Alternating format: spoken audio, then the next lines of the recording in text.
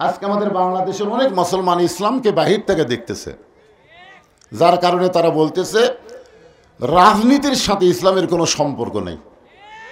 মানে এরা বেড়া থেকে দেখে মস্ত বড় মুফতি হয়ে যাচ্ছে, মুফতি ফতুয়া মারতেছে ইসলামের সাথে রাজনীতির কোনো সম্পর্ক নেই, রাজনীতির সাথে ইসলামের কোনো সম্পর্ক নেই। আরে বেটা ভিতরে ঢুকে দেখতো আছে না নাই?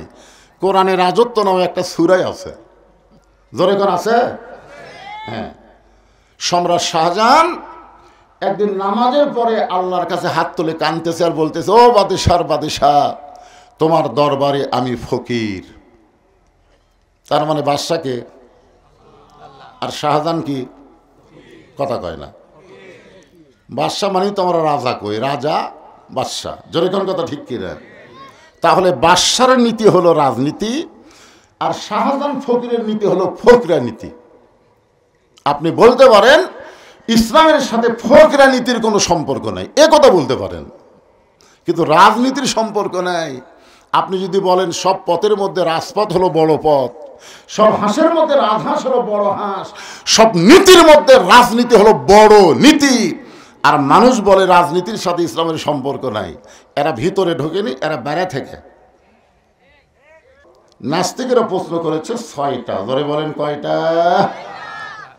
আবার এক থেকে সরেন, প্রশ্নগুলো মুখস্থ করেন। 1 নম্বর প্রশ্ন হলো তোমাদের আল্লাহ দেখতে কেমন? তোমাদের আল্লাহ এখন কি করতেছে? তোমাদের আল্লাহ কত বড়? তোমাদের আল্লাহর আগে এই পৃথিবীতে কে ছিল? তোমাদের আল্লাহ কোন দিক হয়ে বসে আছে? তোমাদের কোন দরজা দিয়ে গেল? দরজা দেখান লাগবে। এখন প্রশ্নগুলো আপনারা মুখস্থ রাখেন, উত্তর ইনশাল্লাহ আল্লাহর কোরআন থেকে দেওয়া হবে। শুনতে অসুবিধা আছে? আছে? আমি যে আয়াতে কারিমা তেলাওয়াত করেছি সেখানে বলা হয়েছে, কুল হে রাসূল আপনি বলেন, ইন্না সলাতি ওয়া নুসুখি ওয়া মাহইয়ায়া ওয়া মামাতি লিল্লাহি রাব্বিল আলামিন। এখানে 4টা বিষয় আছে। ধরে কোন কয় বিষয়? 4টা বিষয়। 1 নম্বরই হলো নামাজ। আপনারা যে মসজিদের উন্নয়ন কল্পে মাহফিল করতেছেন, আপনাদের নিয়ত কি? মসজিদ সুন্দর করা না মুসল্লি বাড়ানো? কোন নিয়ত? এলাকার মধ্যে বলতে পারবেন যে আমাদের গোবর্ধন মসজিদ হলো ফার্স্ট, এত ভালো মসজিদ একটাও নাই। এই কথা বলার জন্যে কি মসজিদ করা? হ্যাঁ, কি করা? নামাজের জন্যে। কোন নামাজের জন্য মসজিদ দোতলা করলেন? 5 ওয়াক্তের জন্যে না জুমার জন্যে? কোন নামাজের জন্যে? জুমার নামাজের জন্য। অথচ এই রজব মাসে আল্লাহ নবীকে যে নামাজ দিয়েছেন তার মধ্যে জুমার নামাজ নাই। হ্যাঁ, মানে আমরা যে 5 ওয়াক্ত নামাজের ওয়াজ শুনবো, এই নামাজ কিন্তু আল্লাহ নবীকে দিয়েছেন আল্লাহর আরশে। জোরে কর না সুবহানাল্লাহ। কিন্তু জুমার নামাজ কিন্তু আল্লাহ নবীকে আরশে দেয়নি। আপনারা জুমার নামাজ কখন আইছে দুনিয়াতে আপনারা জানেন? আল্লাহ নবী যখন মদিনাকে কোরআনের রাষ্ট্র ঘোষণা করে নিজে রাষ্ট্রপতির আসনে বসলেন, ওই সময় আল্লাহ তাআলা নবীকে জুমার নামাজ দিয়েছেন। মানে নামাজ কায়েম না হয়ে জুমার নামাজ আসেনি, আগে নামাজ কায়েমের কথা।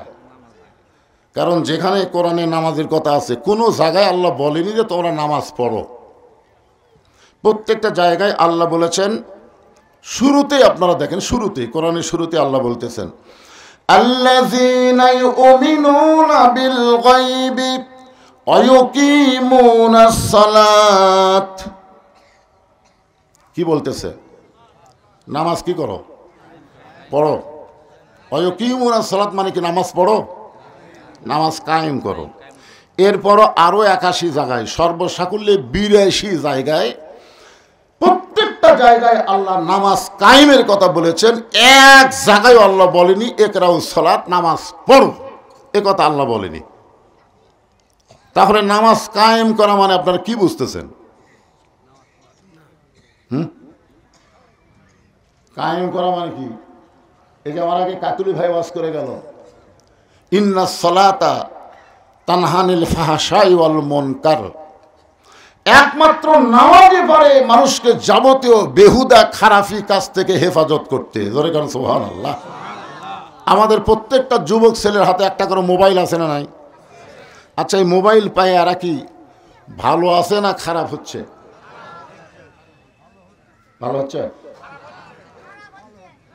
দেখছেন, এই ছোট একটা বাচ্চাটা খারাপ হচ্ছে। কারণ আমার বাড়িতেই তো আমি দেখতেছি আমার নাতি নাতিরা মোবাইল ছাড়া ভাত খায় না।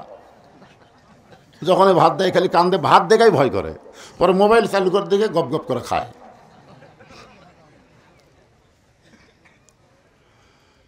এই যুবকদেরকে যদি আমরা ভালো করতে চাই তাহলে নামাজ কায়েমের আন্দোলন করা লাগবে। জোরে কোন কথা ঠিক কিনা? এখন নামাজ কায়েমের আন্দোলন কিভাবে করা যায়, আল্লাহ কোরআনে কি বলতেছে, রাসূল হাদিসে কি বলতেছে, এই বিষয়গুলো নিয়ে আজকে আপনাদের সামনে আলোচনা হবে ইনশাআল্লাহ।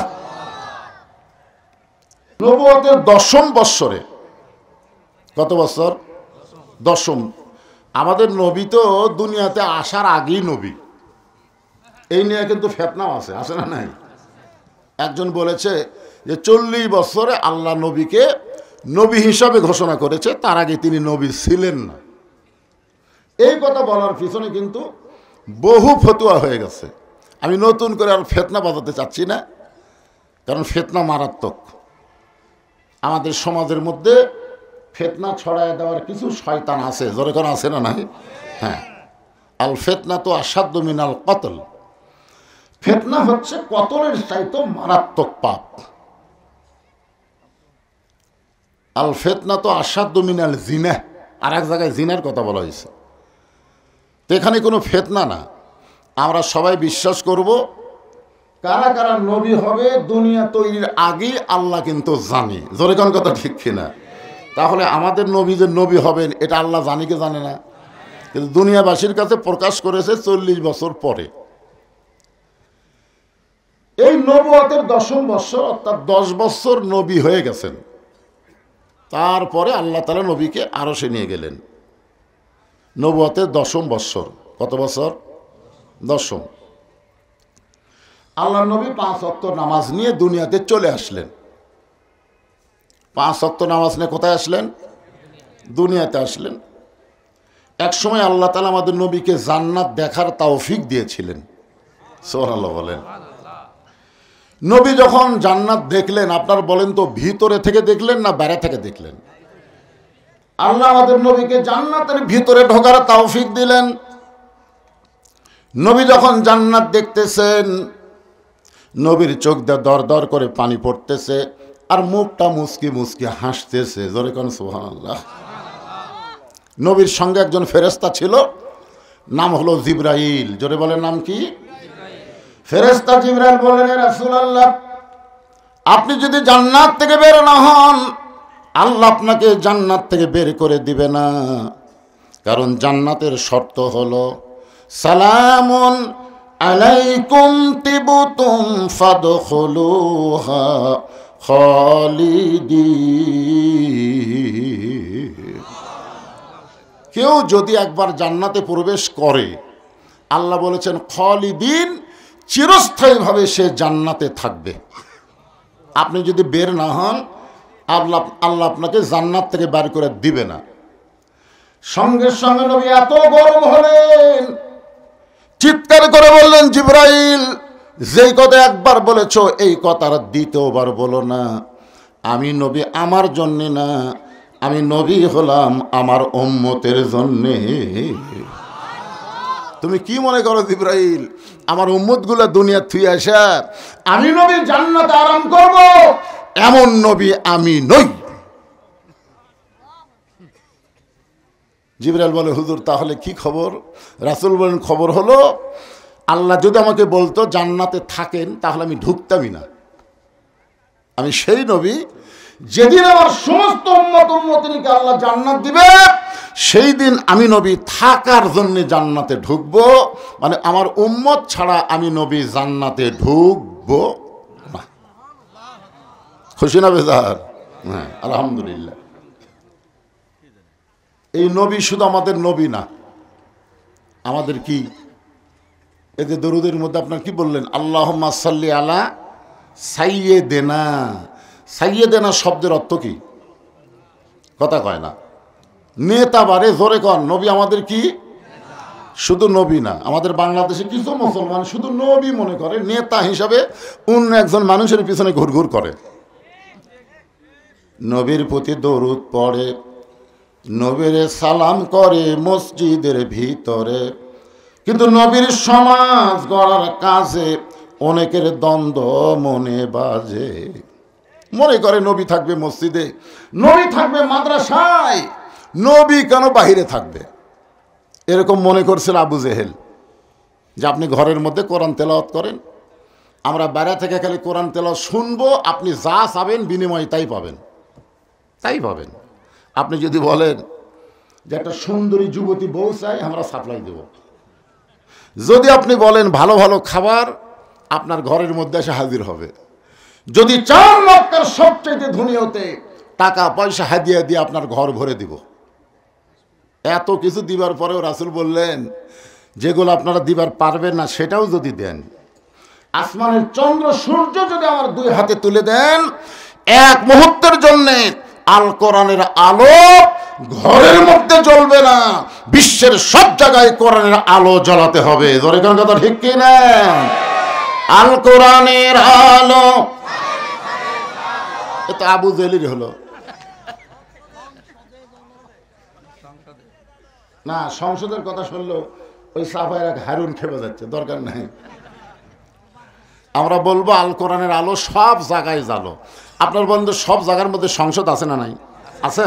তো তাহলে সব জায়গায় এমন কথা বলবো, কেউ জানে বুঝবার না পারে যে হুজুর কি কয়ে গেল। হ্যাঁ, জবান ক্লিয়ার করেন। আল কোরআনের আলো, কোরআন হাদিস যেখানে, দুনিয়ার মুসলমান লিল্লাহে তাকবীর।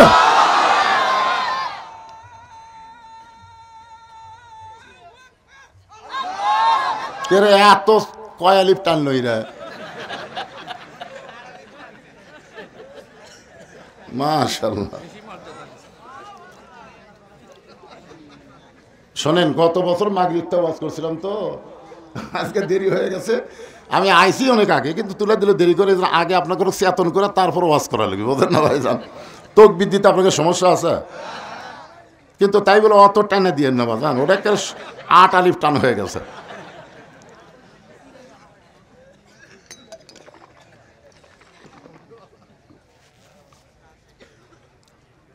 প্রশ্ন 6টা মনে নেই আছে। 6টা প্রশ্ন করছে 1300 বছর আগে, তখন এরকম অ্যাটম বোমা ছিল না। এখন ভারত ভয় দেখাচ্ছে, বাংলাদেশ যদি কিছু বেশি কিছু করে আমাদের হাতে পাওয়ার আছে। ফাটাকেষ্ট মিঠু চক্রবর্তী কি কথা জানেন?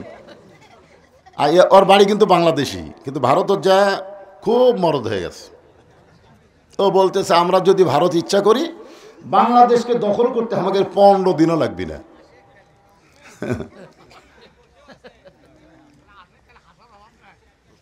শোনেন, আমরা কি নিয়ে লড়াই করব? ওর কাছে পারমাণবিক বোমা আছে, অস্ত্র আছে, সৈন্য আছে, আমাদের কি আছে? মাশাআল্লাহ, মাশাআল্লাহ। এটাই শুনবার চাচ্ছিলাম। আমাদের জাতির পিতার ঈমান ছিল, যত বড়ই নমরুদের চুলা থাক সমস্যা নেই, ঈমানের কাছে নমরুদের আগুন যেমন কিছু না, ভারতের যত অস্ত্র থাক বাংলাদেশের মুসলমানের কাছে কিছুই না। যেরকম ঠিক কিনা? কয়েকদিন আগে কি বলেছিল যে আমরা পেঁয়াজ বন্ধ করে, চিনি বন্ধ করে, আলু বন্ধ করে না খেয়ে মারব। আল্লাহ কয় তোরকে লাগবে না।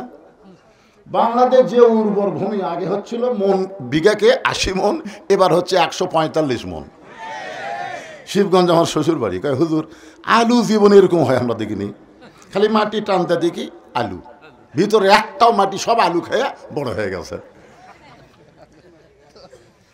আমা মিন দাব্বাতিন ফিল আরদি ইল্লা আলাল্লাহি রিজকুহা।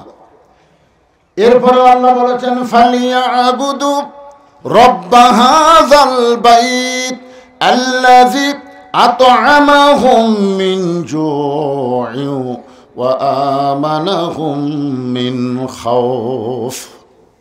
ওয়া আমানাহুম মিন খাউফ। আল্লাহ বলতেছেন ওই ঘরের মালিকের তোমরা গোলামি করো, নামাজ পড়ো, আমি আল্লাহ তোমাদেরকে সঙ্গে সঙ্গে দুইটা পুরস্কার দিব। এক নম্বর পুরস্কার হলো তোমাদের রিজিকের কোনো পেরেশানি করা লাগবে না, ক্ষুধা দারিদ্র তোমাদেরকে স্পর্শ করতে পারবে না। আর সমস্ত ভয় থেকে, যত ভয় আছে, অ্যাটমের ভয়, হাইড্রোজেনের ভয়, বোমার ভয়, অস্ত্রের ভয়, সমস্ত ভয় থেকে আমি আল্লাহ তোমাদেরকে পুরোপুরি নিরাপত্তা দিয়ে দিব। নিরাপত্তা দেওয়ার মালিককে আরো জোরে আলহামদুলিল্লাহ। এক নম্বর হলো নামাজ। এই চারটা বিষয়ের মধ্যে এক নম্বর হলো নামাজ। এই নামাজটা এত গুরুত্বপূর্ণ, রাসূল বলেছেন লা সালাতা লা ঈমানা, যার নামাজ নাই তার ঈমান নাই। খালি ঠিক কয়জন কথা, এই জায়গাত কিন্তু আর জবান খুলতেছেন না। কারণ আপনাদের মধ্যে এমনও মানুষ থাকতে পারে যারা মাগরিবও পড়েনি, এশাও পড়েনি। আপনার বলেন তো, যারা মাগরিব এসা পড়েনি এরা ফজর পড়বি? কিসের কয় পড়তে পারে? 5 ওয়াক্ত নামাজের মধ্যে সবচাইতে কষ্টের নামাজ হলো ফজরের নামাজ। এই ঠান্ডার দিনে ফজর পড়া মানে কি, অনেক হুজুরাও পর্যন্ত ফেল করতেছে রে ভাই। হ্যাঁ, হুজুরাও করতেছে, কি করবেন? তো যারা মাগরিব এশার নামাজ পড়েননি, এই হাদিস অনুযায়ী তাদের খবর কি হলো? লা সালাতা লা দীন, যার নামাজ নাই তার কোনো ধর্ম নাই। বাইনাল আবদি ওয়াল কুফরি তরকুস সালাত, বান্দা কাফের মধ্যে পৃথক করার জিনিসটার নামই হলো নামাজ। এই নামাজ ওয়াজ দেওয়া হবে না। কাতুলি সাহেব বললেন 32 বছর, আমি বললাম 42 বছর। আরো 100 বছর ওয়াজ করেন, ওয়াজ দিয়ে নামাজ হবে না, হবে না। এই জন্যে নবুয়তের 10ম বৎসরে আল্লাহ নবীকে নামাজ দিলেন। এরপরেও নবী 3 বছর মক্কায় ছিলেন। প্রকাশ্যে আজানও হয়নি, প্রকাশ্যে জামাতও হয়নি। রাসূল কয়, আল্লাহ আপনি কোরআনে বললেন ও আকিমুস সালাত, নামাজ কায়েম করো, কিন্তু আমরা তো পারতেছি না। নামাজ পড়তেছি একা একা, ভয়ে ভয়ে, একজন খাড়া করেছি আর একজন নামাজ পড়ে, তাহলে কায়েম কেমনে হবে? পড়াই যাচ্ছে না। করোনার সময় আমরা পড়বারই পারিনি, জোরে কোন কথা ঠিক কিনা? আমার মাদ্রাসা মসজিদে তারাবির সময় সব মসজিদে ঘোষণা করে দিছে যে ইমাম, মুয়াজ্জিন, মসজিদ কমিটি সহ সর্বমোট 12 জন। করোনার ভয়ে এখন কমিটি সব লোক নামাজ পড়ার গেছে, যদি মরে যাই এখন সাধারণ মুসলিম ঢোকার জায়গায় নেই। সব আছে এখন মাদ্রাসার মসজিদে। হুজুর আপনি কি করবেন ভাইরে? তাহলে 2 জন তোমরা গেটত খাড়ায় থাকো, পুলিশের কোনো গাড়ি দেখলেই খালি একটু ইশারা দিবা। আমরা এক সময় 2 জন একটা গাড়ি দেখে মনে করছে পুলিশের গাড়ি, যে পুলিশ পুলিশ কতি, কার স্যান্ডেল ঘুড়ি পড়ে আছে ভাই, মারছে দৌড়, নিয়ত করার পরেও নামাজ ছাড়ে দৌড় মারছে। করোনার ভয় কিন্তু না, পুলিশ জরিমানা করবে। 12 জনের জায়গায় 32 জন হলো কেন? সমস্যা। আল্লাহ বলেন, হাবিব মক্কায় আপনাকে আমি নামাজ দিয়েছি, কিন্তু নামাজ কায়েমের পরিবেশ মক্কায় নাই। নামাজ কায়েমের পরিবেশ করতে গেলে আপনাকে যেতে হবে মদিনা। দিনের বেলা না, রাত্রে বেলা, গভীর রাত্রে মক্কা ছেড়ে আপনাকে মদিনায় হিজরত করা লাগবে। চিন্তা করে দেখেন, নামাজ কায়েমের জন্য নবী মক্কা ছেড়ে কোথায় যাবেন? একটু হোহা করেন, কোথায় যাবেন? গভীর রাত্রে একদিন হিজরতের হুকুম হবে, সেই দিন আপনি মক্কা ছেড়ে মদিনায় যাবেন। আল্লাহ হিজরতের হুকুম দিল ওই দিন, যেদিন মক্কার 37 জন নেতা আল্লাহ নবীর বাড়ির চারিধার ঘেরাও করছে। যতদিন নবীর বাড়ির চারিধার ফাঁকা ছিল, কেউ ঘেরাও করেনি, তখন আল্লাহ হিজরতের হুকুম দেয়নি। যেদিন দিছে সেদিন নবী জানলা দিয়ে দেখতেছে, দাও লিয়া, চাইনিজ কুড়াল লিয়া, ফালা লিয়া, লাঠি লিয়া নবীর বাড়ির চারিধার ঘেরাও করছে। আল্লাহ বলতেছে এখন হিজরত করেন। নবী কয় কে রে? এরকম কঠিন অবস্থা আল্লাহ হিজরত করতে বলার পিছনে আল্লাহর কারণ কি? যেদিন কেউ ছিল না সেদিন আল্লাহ হিজরতের হুকুম দিল না, আর আজকে এইভাবে বাড়ি ঘেরাও করছে, আর এখন বলতেছে হিজরত করেন। আল্লাহ নবী ডাক দিলেন, আলী। লব্বাইক ইয়া রাসূলুল্লাহ। নবী বলেন, আলী আমার বিছনায় তোমাকে ঘুম পাড়তে হবে, ওড়ে তামানে চাদর দিয়ে। আলী বলতেছেন, হুজুর কেন? বলে, দেখো চারিধারে আমার ঘেরাও করছে মারার জন্যে, তুমি আমার বিছনাতে এমনভাবে থাকবে ওরা তার মনে করে আমি ঘুমে আছি, এই মনে করে তোমাকে বসাবি, মনে করবে নবী ঘুম পাড়তেছে, ঘরের থেকে বাড়ায় না করে জানলা দে মার, এই মনে করে তোমাকে বসা মারবে আর আমি চলে যাব। আলী কয়, হুজুর আপনি কোথায় যাবেন? বলো, অত শোনার দরকার নাই, বিছনাত ঘুম পাড়বো কিনা সেটা কর, কিন্তু আমাকে মনে করে কিন্তু মারবি। এইরকম কথা বললে কেউ বিছনাত শুদ্ধে? হযরত আলী বললেন, এ রাসূলুল্লাহ আমার আপত্তি নাই। রাসূল বলে, আলী একটা চিন্তা করো। আলী বলতেছে, আমার জীবনের চাইতে আপনাকে ভালোবাসি, আপনি নিরাপদ হলেই ইসলাম নিরাপদ হবে। ওরে তামানে চাদর দিয়ে হযরত আলী ঘুমায় গেলেন। রাসূল তো মানুষ, মনের মধ্যে সন্দেহ হচ্ছে, কে রে ঘুমালো না কান দিচ্ছে। চাদরের মুড়ি তুলে দেখে, ওরে বাবা, জানে মৃত্যুর বিছানা, তারপরে ঘুম পাড়ে, জানে রাত 12টায় ফাঁসি হবে, তারপরেও ঘুমাই। আছে না নাই? মীর কাসেম আলী উকিলকে বলতেছে, কে রে খবর কি? বলে, আজকে রাত 12টায় আপনার ফাঁসি হবে স্যার। বলে, এখন বাজে কয় টাকা? 9:30। আলহামদুলিল্লাহ, এখন 2.5 ঘন্টা আছে। ঘুম পাড়ি, বসতে কি করবো, 2 ঘন্টা ঘুম পাড়ি, চেতন যদি না পাই আমাকে ডাক দিও। উকিল কই, মানুষ না পাগলা রে, চেতন পাবি না মানে? উকিল মন খারাপ করে চলে গেছে। 2 ঘন্টা পরে এসে দেখে ফাঁসির কন্ডম ছেলে নাক ডেকে ঘুম পাড়তিছে। উকিল চিন্তা করে, 8 ঘন্টা পর ফাঁসি হবে, এই মানুষটা এরপরেও কেমনে ঘুমায়? পায়ের বুড়া আঙ্গুলে যখন একটু নড়াইছে, ঘুম থেকে চেতন পায়। বলে, উকিল ভাই ফাঁসির কি সময় হয়েছে? বলে, এখনো 8 ঘন্টা বাকি আছে। ওযু করে 2 রাকাত নামাজ পড়ে পবিত্র কোরআন থেকে সূরা মুলক, সূরা মুজাম্মিল তেলাওয়াত করে। বলে, উকিল ভাই আমার কয়েকটা কাপড়ের মধ্যে সবচাইতে ভালো কাপড়টা আমাকে বাছাই করে দাও। উকিল ভালো পাঞ্জাবিটা বাছাই করে দিলে, ওইটা যখন গায়ে দিয়া বলে, ভাইজান তোমার কাছে কি চিরুনি আছে? বলে, হ্যাঁ। চিরুনির যখন চুল হাসড়ায়, বলে, দেখো তো আমার কেমন লাগতেছে। উকিল কান্দার বলে, স্যার আপনার ফাঁসি হবে, আপনি কি শ্বশুর বাড়ি যাবেন? এমন করে কেন সাজতেছেন? আল্লাহর ওলি চোখে পানি নিয়ে মুচকে হাসিতে বলতেছে, ঘুমের মধ্যে আল্লাহ পাক আমাকে জানাইছে, অন্যায়ভাবে যাদের ফাঁসি দেওয়া হবে তারা মরবে না, তাদেরকে আল্লাহর জান্নাত দিয়ে বরণ করা হবে। ওয়ালা তাকুলু লিমান ইউকতালু ফি সাবিলিল্লাহি আমওয়াতুন বাল আহইয়াউ ওয়ালাকিন লা তাশউরুন। নবী দরজা খুলে বের হলেন, দেখে শিয়ালের চোখের মতন ওরকে চোখ জ্বলতিছে, খালি নবীর দরজার দিকে, বাড়ির দিকে এমনভাবে তাকে আছে। রাসূল কয়, আল্লাহ কি করি? আল্লাহ কয়, কিছু করা লাগবে না, আপনার কাছে যে অস্ত্র আছে, অনুনাজ্জিলু মিনাল কুরআনি মা হুয়া শিফাউ ওয়া রাহমাতুল লিল মুমিনিন। সব সমস্যার সমাধান। এই আয়াতকে আপনারা বিশ্বাস করলেন না? করছেন? আয়াতের বাংলা অর্থ কি? একটা স্লোগান দিলি তো অর্থ বার হয়ে যায়। আমি যেই বলবো সব সমস্যার সমাধান, আপনারা বলবেন দিতে পারে আল কোরআন। সব সমস্যার সমাধান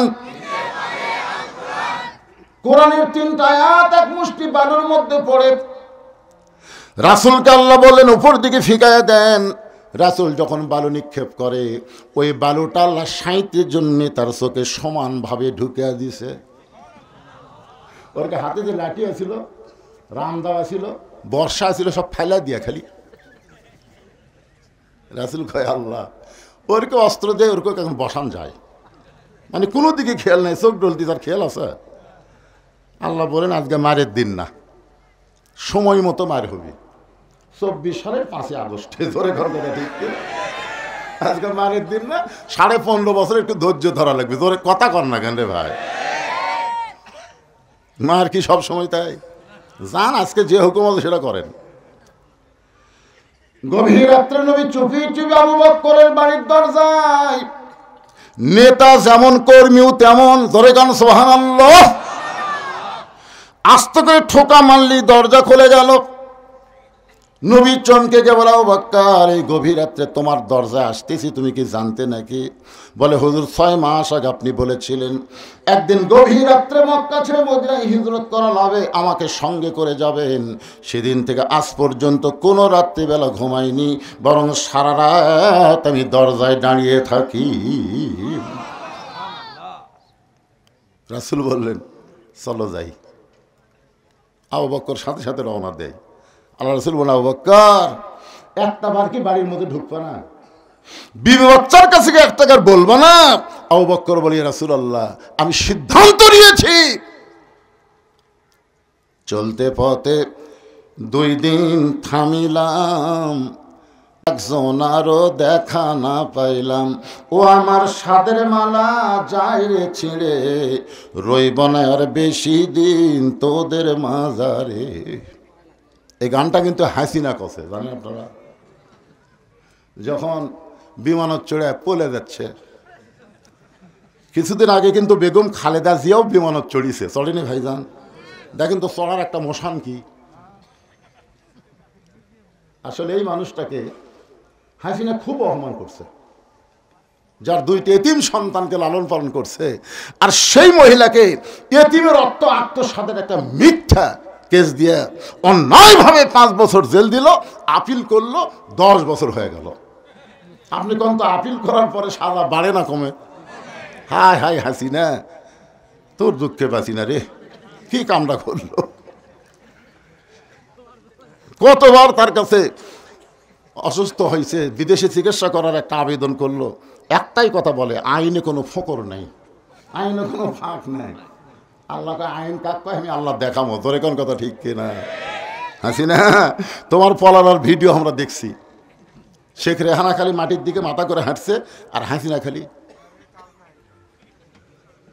চারিদিকে দেখলো। তখন হাসিনা মনে মনে গান কাছে, যাবার কালে এক চামচারও দেখা না পাইলাম।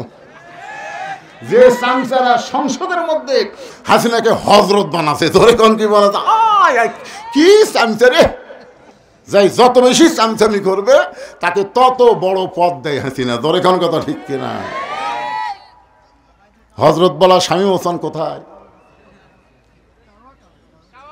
আরে কাউয়া কাদের ওয়াজ শেষ, কাউয়ার ওয়াজ আর কতদিন করবেন? কাউয়া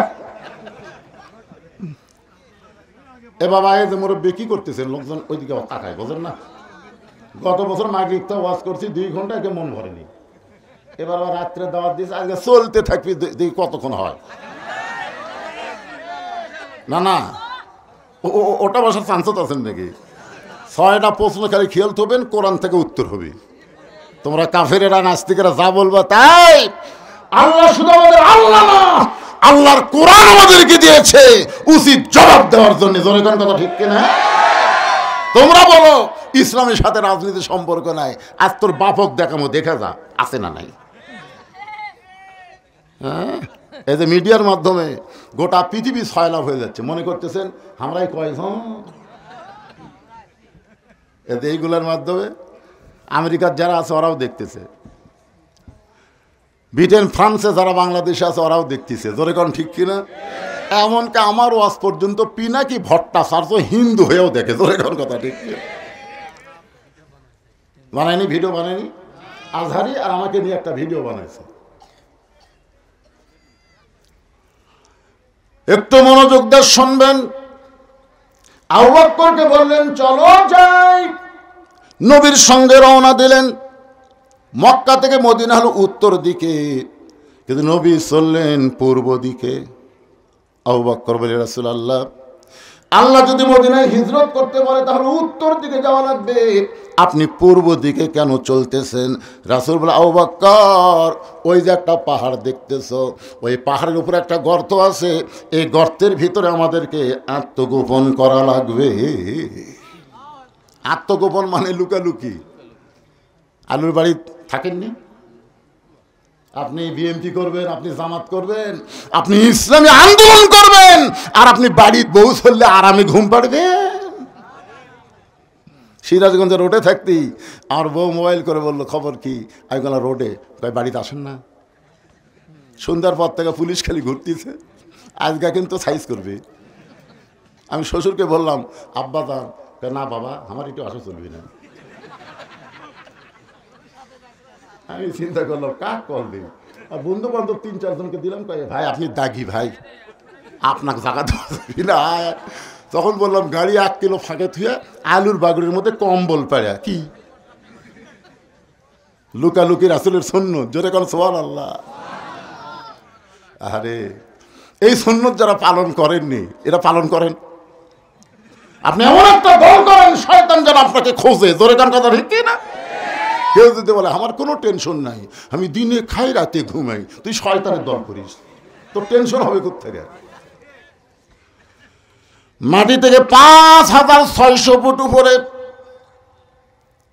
5600 ফুট উপরে একটা গর্তের মধ্যে নবী আবু বকরকে নিয়ে, নবী দুর্বল হওয়ার কারণে আবু বকরের উরাতকে বালিশ বানায় ঘুমায় গেলেন, কিন্তু আবু বকর ঘুমায় না।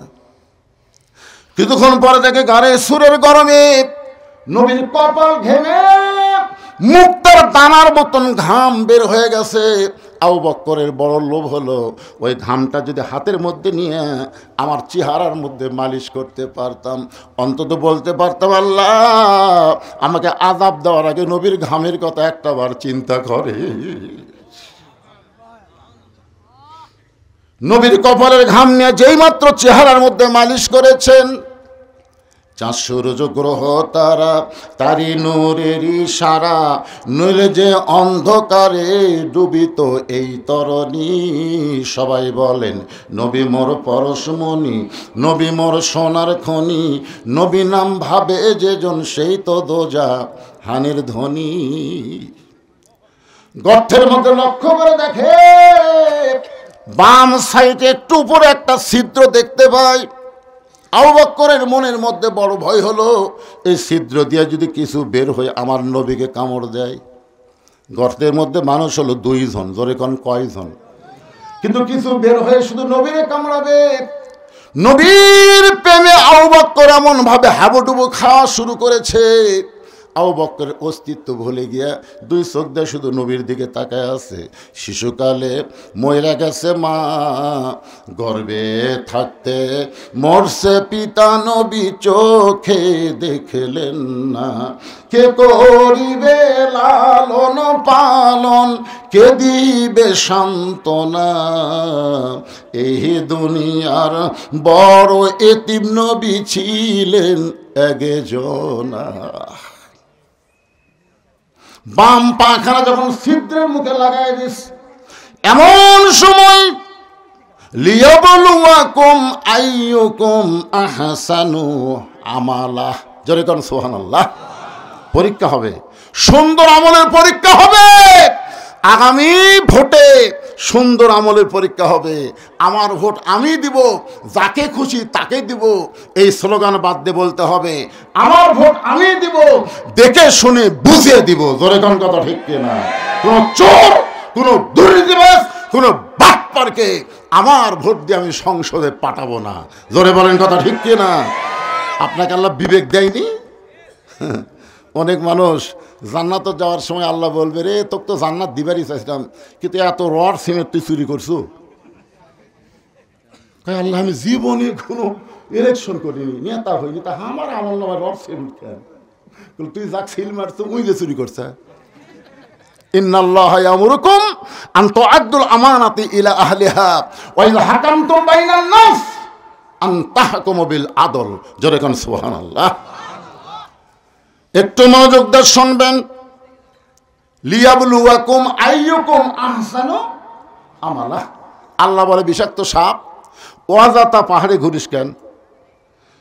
ওই গর্তের ভিতরে ছিদ্রে যে পাটা লাগাই দিছে এই পায়ের তালুতে কামড় মার।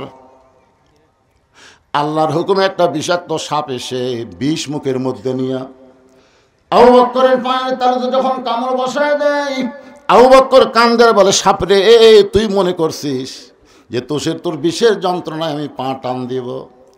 দরকার হলে আমি মরে যাব, কিন্তু পা টান দিয়ে নবীকে কামড় দেওয়ার সুযোগ পাবি না। সাপটা আবার কামড় মারে, আল্লাহর হুকুমে আবার কামড় মারে। কিতাবের মধ্যে আছে পাঁচবার সাপটা কামড় মারলো, গোটা দেহ থরথর করে কাঁপতেছে। অসতর্ক মুহূর্তে এক ফোঁটা চোখের পানি নবীর গাল মোবারকে পড়েছে।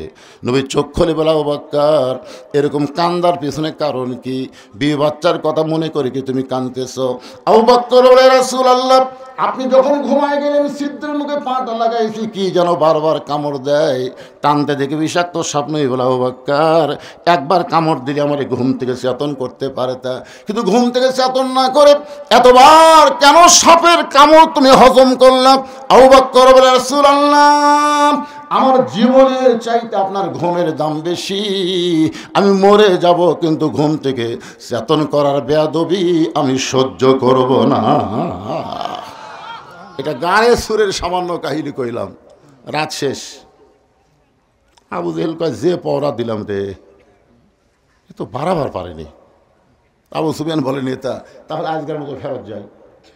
আবু জেহেল বলে, না, এই 7-8 জন নেতা একত্র হওয়ার সুযোগ আর নাই। আজকে যখন আমরা একত্র হয়ে মারার জন্য আইছি, মাইরেই যাবো। তো বলে কিভাবে? বলে ঘরের মধ্যে ঢুকে টানা বের করে তারপরে। আবু জেহেলের কথা মতো আবু জেহেলের নেতৃত্বে 37 জন নেতা নবীর ঘরের দরজায় গিয়া যেই মাত্র দরজা টান দিয়া খোলে, দেখে চাদরের মধ্যে নাক দেখে ঘুম পাড়তিছে, মাথা ঢাকা, পাও ঢাকা। আবু জেহেল খেয়ারি এক মারার জন্য আমরা সারা রাত পড়া দেই, আর এইভাবে ঘুম পাড়ে। আবু জেহেলের একটা চামচা ছিল, নাম হলো উলিদ বিন মুগিরা। ওর হাতে একটা বর্ষা ছিল, জোরে কোন কি আছিল? এই বর্ষাটা চাদরের উপর দিয়েই মারবি, যাকে মারার জন্য সারা রাত চেতন থাকি, আর ঘুম পাড়ে, এক না মারা পর্যন্ত শান্তি নাই। এই বলে যেই মাত্র বর্ষা মারতে চাই, নবী আবু জেহেল খপ করে বর্ষাটা ধরছে। এই ঘুমন্ত মানুষকে মারা জায়েজ নেই, সুবহানাল্লাহ না? আচ্ছা, এই ফতুয়া আবু জেহেল কেন দিয়েছে কন্ত? এই ফতুয়া দেওয়ার পিছনে কারণ হলো আল্লাহর নবী যে সত্যি নবী, এটা আবু জেহেল জানে। আবু জেহেল কিন্তু মারবি না, কারণ আবু জেহেল মারার জন্য লোক সেট করবি, কিন্তু নিজে মারবি না। আবু জেহেল তো খুবই চালাক মানুষ, বোঝেন না? যে নবীর বাড়ি হলো আমার বাড়ির কাছে, আর এই নবী যদি তার বাড়িতে আমি হত্যা করি, তাহলে গজব আসলে তো আমার সুদ দেয়। এই জন্য বলতেছে না, ঘুমন্ত মানুষকে মারা জায়েজ নাই। উলিদ বিন মুগিরা বলে, নেতা সব সময় আপনার কমান্ড মানা যাবে না। সারা রাত ধরে যাকে পহরা দিলাম, আর সেই বেটা আরামসে ঘুম পাড়ে, আমি মার বই। এই বলে আমার যখন বর্ষা মারতে চাই, আমি নেতা থাকতে তুই চামচা এত গরম করে। আজকে বাংলাদেশে দেখবেন অনেক নেতার চাইতে চামচার মোশন বেশি, জোরে কোন কথা ঠিক না? বড় নেতা স্যাতেই না, কিন্তু চামচার অত্যাচার আমাকে থাকাই কঠিন। একটু মনোযোগ দিয়ে শুনবেন। আল্লাহ নবীর যত শত্রু ছিল, সবচাইতে বড় শত্রুর নাম হলো আবু জেহেল, আর সবচাইতে খারাপ শত্রুর নাম হলো উলিদ বিন মুগিরা। সবচাইতে বড় শত্রুর নাম কি? সবাই বলেন, বড় শত্রুর নাম কি? আর সবচাইতে খারাপ শত্রুর নাম কি? আমাদের বড় শত্রু কিন্তু ভারত। আপনি মানেন বা না মানেন, বাংলাদেশের জন্য সবচাইতে বড় শত্রুর নাম কি? আরো জোরে বলেন। ওরা নাকি 71 সালে আমাকে সহযোগিতা করছে। মেজর ডালিম যে আউট করে দিছে ইলিয়াস হোসেনের মাধ্যমে, আপনার দেখছেন। ভারত কিন্তু কোনো কালই আমাকে সহযোগিতা করেনি।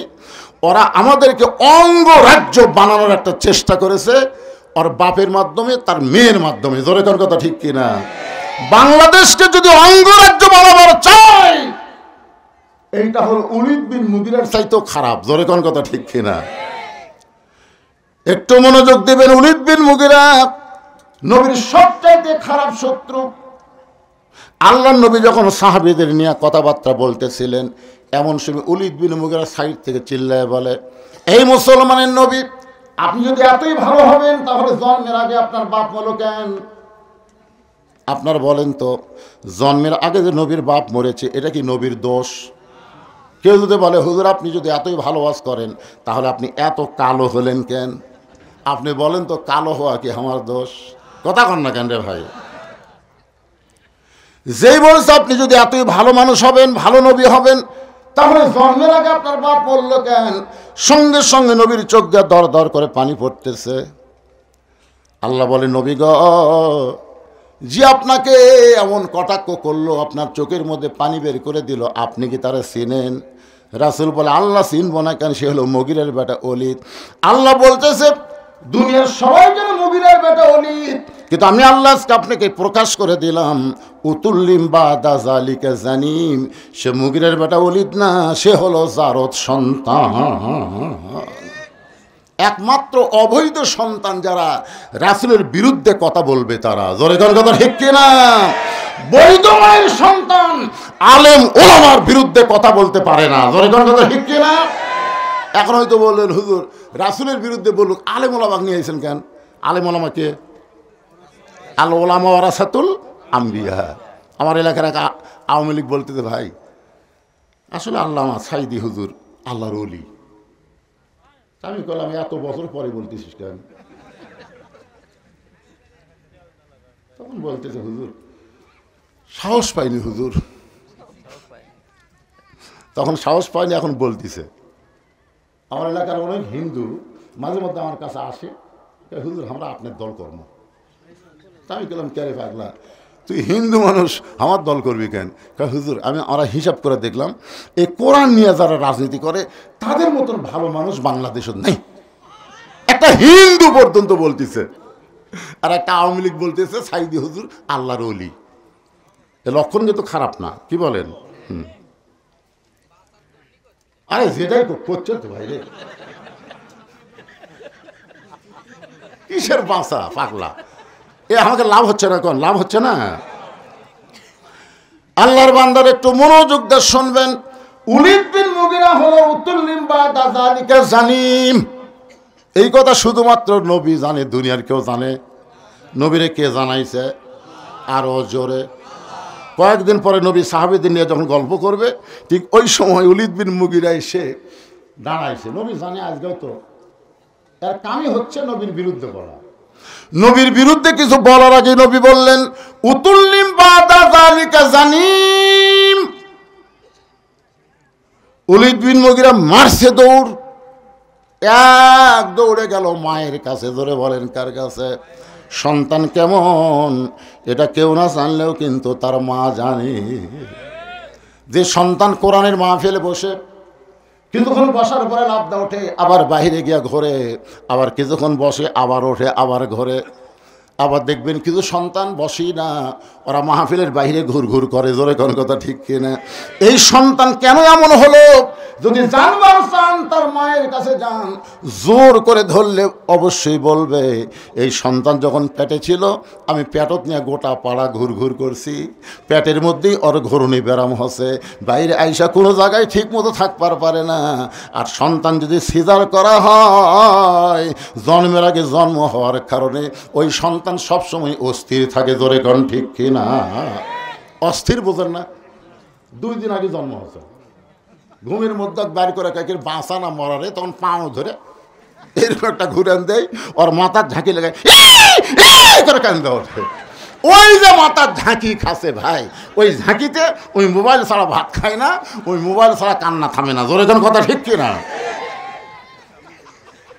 সন্তান ভালো না মন্দ এটা জানি কে? আরো জোরে। আমার মায়েরা কিন্তু বলেছে, গত বছর হুজুর আমাকে কোনো ওয়াজ করে নাই, ফাঁকি দিয়ে চলে গেছে, কিন্তু আজকে হুজুর ফাঁকি দিলে চলবে না। আমার মায়েদের জন্য কিছু ওয়াজ কোরআনে আসে না নাই? জোরে কোন আসে না নাই? কি হয়েছে বাবা? 1300 বছর আগে কয়টা প্রশ্ন? আপনারা হয়তো মনে করবেন হুজুর এই প্রশ্নের উত্তর নিজেই জানে না, কি এক ওয়াজ করলো, খালি ধরে ধুলো কইল না।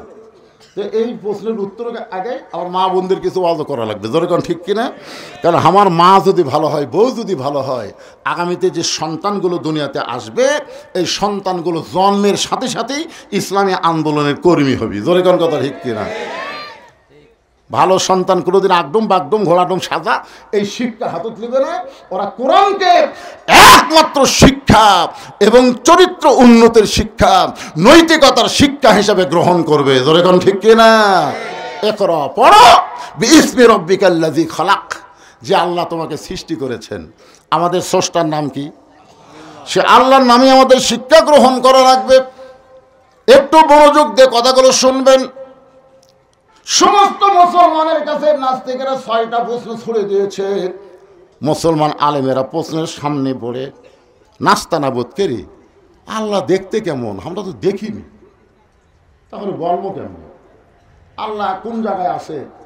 আমরা দেখছি। মুসা নবী বলছিল রব্বি আরিনি, আল্লাহ আপনাকে দেখবার চাই। আল্লাহ কইছে লাম তারানি, সম্ভব না। আল্লাহ ঢপটা কেমন? আল্লাহ কোন দিকে বসে আছে? আল্লাহ এখন কি করতেছে? আর নবী ব্যাপারে তারা প্রশ্ন করেছে, নবী কোন দরজা দিয়ে আল্লাহর আরশে গেল? দরজা দেখান লাগবে।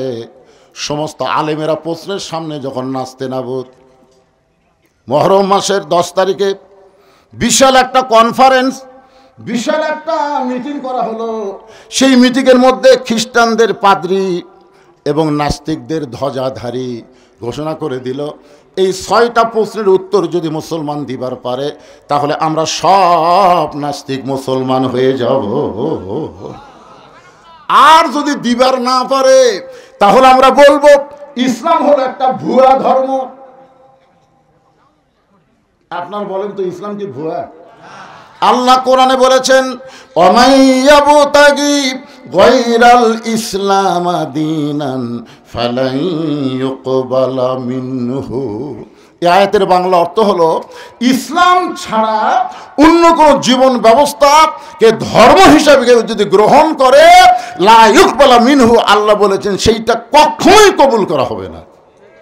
তাহলে আল্লাহর কাছে একমাত্র ধর্মের নাম কি? সবাই বলা লাগবে। এটা কি আমার বাপের কথা বললাম না আল্লাহর কোরআনের কথা বললাম? একমাত্র ধর্মের নাম কি? আরো জোরে জোরসে বলুন, ইন্নাদ দীনা ইনদাল্লাহিল ইসলাম। একেবারে বাহাসের দিনে একটা আলেমও যায়নি, যেগুলো অবান্তর প্রশ্নের উত্তর কেমনে দিব? খ্রিস্টানরা যখন বলবে ইসলাম ভুয়া, তখন মাত্র 13 বছর 6 মাস বয়সের একটা বাচ্চা,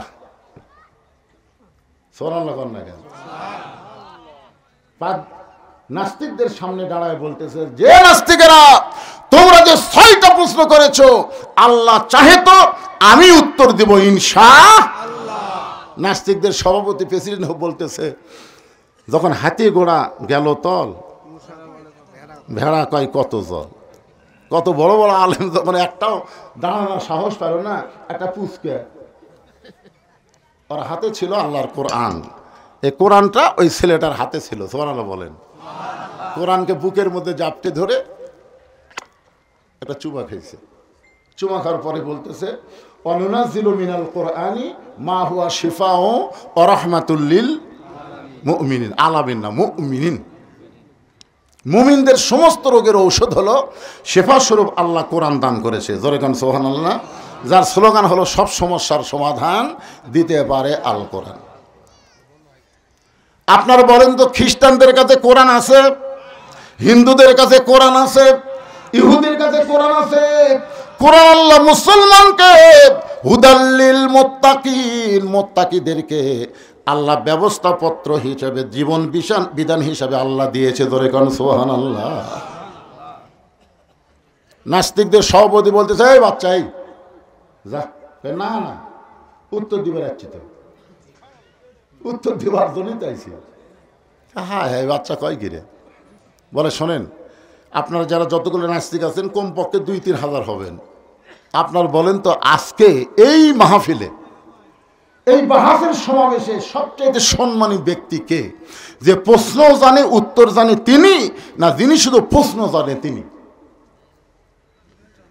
সবাই বলতেছে আজকের এই মাহফিলে সবাই প্রশ্ন জানে, কিন্তু উত্তর তো কেউ জানে না। ছেলে বলতেছে আমি জানি। এখন আপনারা বলেন আজকের এই মাহফিলে সবচাইতে দামি কে? সবাই বলতেছে যিনি প্রশ্ন জানে উত্তর জানে তিনি হলেন দামি। তাহলে আমি কেন মাটি দাঁড়িয়ে থাকবো? যিনি চেয়ারত বসে আছেন উনি চেয়ার ছাড়েন, আমি চেয়ারের মধ্যে বসতে চাই। নাস্তিকরা মুসকে হাসিটা বলতেছে কিছুক্ষণের জন্য এই বাচ্চাকে আমরা চেয়ার ছেড়ে দিব তার কাছ থেকে উত্তর জানার জন্য। যদি না পারে আমরা সকলে মিলে একটা করে দিলেই সে মরে যাবে। যাকে বলা হয় গণধোলাই। জোরে বলেন কি ধোলাই? ওই বাচ্চাটার নাম হলো নোমান ইবনে সাবেত। মাইকের সাউন্ড হঠাৎ এরকম খারাপ হলো কেন? মাইকের সাউন্ড তো ভালোই ছিল, হঠাৎ খারাপ করলে কেন বাবা? এতক্ষণ তো ভালোই ছিল। ওই বাচ্চাটার নাম হলো নোমান ইবনে সাবেত। আস্তে আস্তে নাস্তিকদের চেয়ারের কাছে গিয়া চেয়ারে বসে কোরআন থেকে তেলাওয়াত করলেন। তুইজ্জু মান তাশা ওয়া তুযিল্লু মান তাশা বিয়াদিকাল খায়র ইন্নাকা আলা কুল্লি শাইইন কাদির। রে নাস্তিকেরা, তোমরা আল্লাহ ব্যাপারে একটা প্রশ্ন করেছিল, মুসলমানের আল্লাহ এখন কি করে বলো তো? আল্লাহ ব্যাপারে 5টা প্রশ্নের মধ্যে আর নবী ব্যাপারে একটা প্রশ্ন। আল্লাহ ব্যাপারে কয়টা? তার মধ্যে একটা প্রশ্ন হলো মুসলমানের আল্লাহ এখন কি করে। আমার আল্লাহ তাআলা যে সন্তানকে কেউ চিনত না সেই সন্তানকে চেয়ারে বসাই দিল, আর চেয়ারের মানুষটা আল্লাহ কুদরতি হাত দিয়া ঘাড় ধরে নামায় দিল। এই মুহূর্তে আল্লাহ তাআলা হাসিনাকে তাড়ায়া ইউনুস রে বসায়া দিল। আপনারা বলেন তো আল্লাহ পারে কি পারে না? একজন আমারে কয় হুজুর আসলে ইউনুস বসার কারণে আমার একটা গজল বারবার মনে হয়। এগুলো কি গজল ভাই? আমরা যখন শুনলাম ডোনাল্ড ট্রাম্প আমেরিকার প্রেসিডেন্ট হলো তখন কিছু গুজব লিক বলা শুরু করলো, এইবার ইউনুস পলাবি কোন দিক দিয়ে? কিন্তু আমার একটা গজল খালি আমার ইমান বেড়ায় দেয়। কি গজল? বলে নবী ইউনুস নবীরে খাইল মাছেতে গিলিয়া, ফেরেশতা পাঠাইলেন আল্লাহ এসমে আজম দিয়ে। একটা মাস পর্যন্ত ইউনুসকে হজম করতে পারে নাই। ইউনুস নবীর নাম হওয়ার কারণে ডক্টর ইউনুসকেও ভারত হজম করতে পারবে না, আমেরিকা হজম করতে পারবে না। উগলা বের করে দেওয়া লাগবে। জোরে কোন কথা ঠিক কি না? ইউনুস নবীরে খাইল মাছেতে গিলিয়া, ফেরেশতা পাঠাইলেন আল্লাহ এসমে আদম দিয়া। দমে দমে সে হরদম পড়ে সে এসমে আজম, মাছেরই উদর হইতে বাঁচাইলা প্রাণ। সবাই বলেন আল্লাহু আল্লাহু তুমি জাল্লে জালালুহু, শেষ করা তো যাই না গিয়ে তোমার গুণগান। আপনারা গতকাল ফেসবুকে দেখছেন, গতবার দেখেন নাই? বাংলাদেশের সব উপদেষ্টা নাকি পল আছে। ভারত একটা চ্যানেল থেকে বলতেছে ইউনুসকে আর খুঁজে পাওয়া যাচ্ছে না। দেখেন না আপনারা? হাসনাত সার্জিস কোথায় গেল আর খুঁজে পাওয়া যাচ্ছে না, অনুবীক্ষণ যন্ত্র লাগালেও আর দেখা যাচ্ছে না। চট করে নাকি আপা চলে আসতেছে, তোমরা সজাগ থাকো।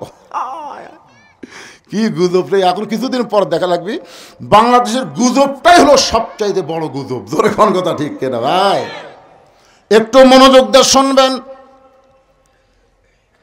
নাস্তিকদের লক্ষ্য করে ছেলেটা বলতেছে, রে নাস্তিকেরা, তোমরা আল্লাহ ব্যাপারে একটা প্রশ্ন করেছিলা, মুসলমানের আল্লাহ কোথায় আছে? তোমরা কি আল্লাহ দেখবার চাও? নাস্তিকেরা সবাই মুচকি মুচকি হাসতেছে। এইটা পারবি না। 13 বছর 6 মাস বয়সের বাচ্চাটা বলতেছে, আল্লাহ যদি দেখবার চাও তাহলে একজন আমার কাছে আসো। একটা নাস্তিক যেই মাত্র কাছে আইছে, কান সরা বরাবর মারছে চর। কাছে আর সাথে সাথে কান সারা বরাবর মারছে চর। কান সারা মানে কান। আপনারা ছোট বাচ্চাকে মারে ঠসা করেন না? 2-1টা মানে কান সাপটা মারে। যদি চড়ে মারবার চান এই কানের তলে মারা লাগবে, না কানের উপরে মারা লাগবে। কান সাপটা মারলে পর্দা ফেটা ঠসা হয়ে যাবে। এই জন্য নাম হলো কান ছাড়া। ধরে এখন কি ছাড়া, আর আমরা মনে করি কান সারা। পেট বরাবর মারছে ঘুষি, উরত বরাবর মারছে লাত্তি। নাস্তিক চিল্লা বলে, এই ছোট্ট ছেলে, এত মানুষের মধ্যে আমাকে মারো কেন? ছোট্ট বাচ্চা বলতেছে, মারলে কি হয়? তাই মারলে আমাকে লাগে, তুমি কেমনে বুঝলে? আমি জীবিত মানুষ মাত্রই বুঝি, মারলে লাগে। ছোট্ট বাচ্চা মুসকি মুসকি হাসে, বলে, রে জীবিত মানুষ, তোমাকে চড় মারলে লাগে, লাত্তি মারলে লাগে, ঘুষি মারলে লাগে, তুমি বলো তো তোমার জীবনকে তুমি কোনোদিন দেখছো? না, আমি তো জীবন দেখিনি। তো জীবন না দেখে বিশ্বাস করলে কেমনে? বলে, জীবন গোটা দেহকে নিয়ে বিরাজ করতেছে। ছোট্ট বাচ্চা আসমানের দিকে তাকায় বলেন, কুল হু আল্লাহু আহাদ আল্লাহুস সামাদ লাম ইয়ালিদ ওয়া লাম ইউলাদ ওয়া লাম ইয়াকুল লাহু কুফুয়ান আহাদ। একবার পড়লে 10 পারার সওয়াব পাওয়া যায়, 3 বার পড়লে 1 খতম পড়ার সওয়াব পাওয়া যায়। অন্য জায়গায় আল্লাহ বলেছেন, এই আমার বান্দারা, তুমি যেখানেই থাকো না কেন, আমি আল্লাহ তোমার সঙ্গে আছি। জোরে গান সুবহানাল্লাহ। আমরা যদি আল্লাহর বান্দা হই, অহুয়া মাকুম আইনামা কুনতুম, বান্দা তুমি আছো যেখানে, আমি আল্লাহর পাওয়ার, আল্লাহর শক্তি, আল্লাহর দয়া তোমাদের সাথে আছে না নাই? এজরে কোন আছে না নাই? নাস্তিক বলতেছে, আমি কোনোদিন তো জীবন দেখিনি। তুমি না দেখে যদি বিশ্বাস করো জীবন তার দেহের মধ্যে আছে, আমিও মুসলমান হয়ে বলতেছি, আমরা আল্লাহকে না দেখেও বিশ্বাস করি আল্লাহ গোটা বিশ্ব জগৎ মিলে বিরাজ করতেছে। আমরা যেদিকে তাকাই সেদিকে আল্লাহ আছে না নাই? সেটা কি? আল্লাহ তো আছে, সেটা আল্লাহর কি দেখেন আপনারা? দেখতেছেন না? যেদিকে তাকান সেই দিকে আল্লাহর রহমত, আল্লাহর দয়া, আল্লাহর শক্তি আছে না নাই? ধরে আছে না নাই? তোমরা ইহুদির বাচ্চাদের হাতে অস্ত্র দিবা, আর ফিলিস্তিনের মুসলমান ছোট ছোট বাচ্চাকে ওরা গুলি করে মারবে। এমন একটা গুলি আমেরিকা দিছে যে গুলির সাউন্ড হবি না, বোঝা যাবে না, আইসা লাগবে, যেখানে গুলি ঢুকবে ওইখানে পুড়ে যাবে। ও, তোমরা মুসলমানের বাচ্চাদেরকে পুরানোর জন্য গুলি দিবা, আর আল্লাহ বসে থাকবে। এমন আগুন আমেরিকা দিছে, বুঝলেন? হায় হায় রে, আমেরিকা খালি পুড়িয়া সারকার হয়ে যাচ্ছে। তোর এখন কথা ঠিক কিনা? ওরকে যত প্রকার শক্তি আছিল, লিবে না, আগুন আর লিবে না। তখন আমেরিকার সরকার মুসলমানের কাছে গিয়ে বলতেছে, ভাইজান আমাকে পাওয়ার শেষ, তোমরা এখন আজান দাও। দেখেন ইউটিউবে দেখেন নাই? মুসলমানের আজান দিচ্ছে, যদ্দূর পর্যন্ত আজানের শব্দ যায় তদ্দূর পর্যন্ত আগুন লিবা যায়। যেরকম সুবহানাল্লাহ। এ পর্যন্ত 1300 খ্রিস্টান মুসলমান হয়ে গেছে। এইভাবে আগুন জ্বলবে, মুসলমান আজান দিলে আগুন দৌড়াবে, সব শক্তি চুরমার হবে। ভগবানের কোনো শক্তি নাই, ঈশ্বরের কোনো শক্তি নাই, গডের কোনো শক্তি নাই, শক্তি একমাত্র আমার আল্লাহর। জোরে কোন কথা ঠিক কি না? খেলাত পড়ে আল্লাহ। গাজীপুরে নৌকা গাড়ি থুয়ে মাঝনা বাড়ি যমুনার ওই পারে আমার মাহফিল, 100 জন যাত্রী নৌকার ভিতরে। নৌকা যখন নদীর মাঝখানে, হঠাৎ আসমানে কালো মেঘ করে বাতাস উঠছে। এত জোরে বাতাস উঠছে, 2 হিন্দু নৌকার মধ্যে আসছিল। ওরা 2 জন আমার কাছে আসে, কয় হুজুর কিছু করেন। আমি বললাম, কি করবো ভাই? আজান দেন। আমি বললাম, কে রে ভগবানের জাত, আজান কি? হুজুর তিরস্কার করেন না, আমাদের বাড়ি হলো মুসলমান এলাকা। এইরকম বিপদ হলে একবার আজান দিলে কমে, 2 বার দিলে বন্ধ হয়। আমি বললাম, তোরকে ভগবানের খবর কি? আমাকে ভগবান হুজুর লড়ে না, এই জায়গা মতোই থাকে, ওর পাওয়ার বেশি দূর নাই। ঠেলাত পড়লে হিন্দুরাও আল্লাহ হয়। কথা কর না কেন, কথা কর না কেন? রে নাস্তিকের বাচ্চারা, তোমরা 3 নম্বর প্রশ্ন করেছো, মুসলমানের আল্লাহর আগে দুনিয়াতে কে ছিল?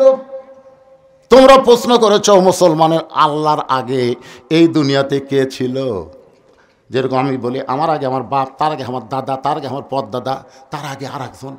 কিন্তু আল্লাহর আগে কে আসলো রে? এটা নাস্তিকদের প্রশ্ন, আমাদের প্রশ্ন না। আমরা সবাই জানি কুল ও আল্লাহু আহাদ। আমাকে এরকম প্রশ্ন মনের মধ্যে কোনদিন হয়েছে? আসো আমার কাছে, একজন আসো, বলে না কাছে যাওয়া যাবে না।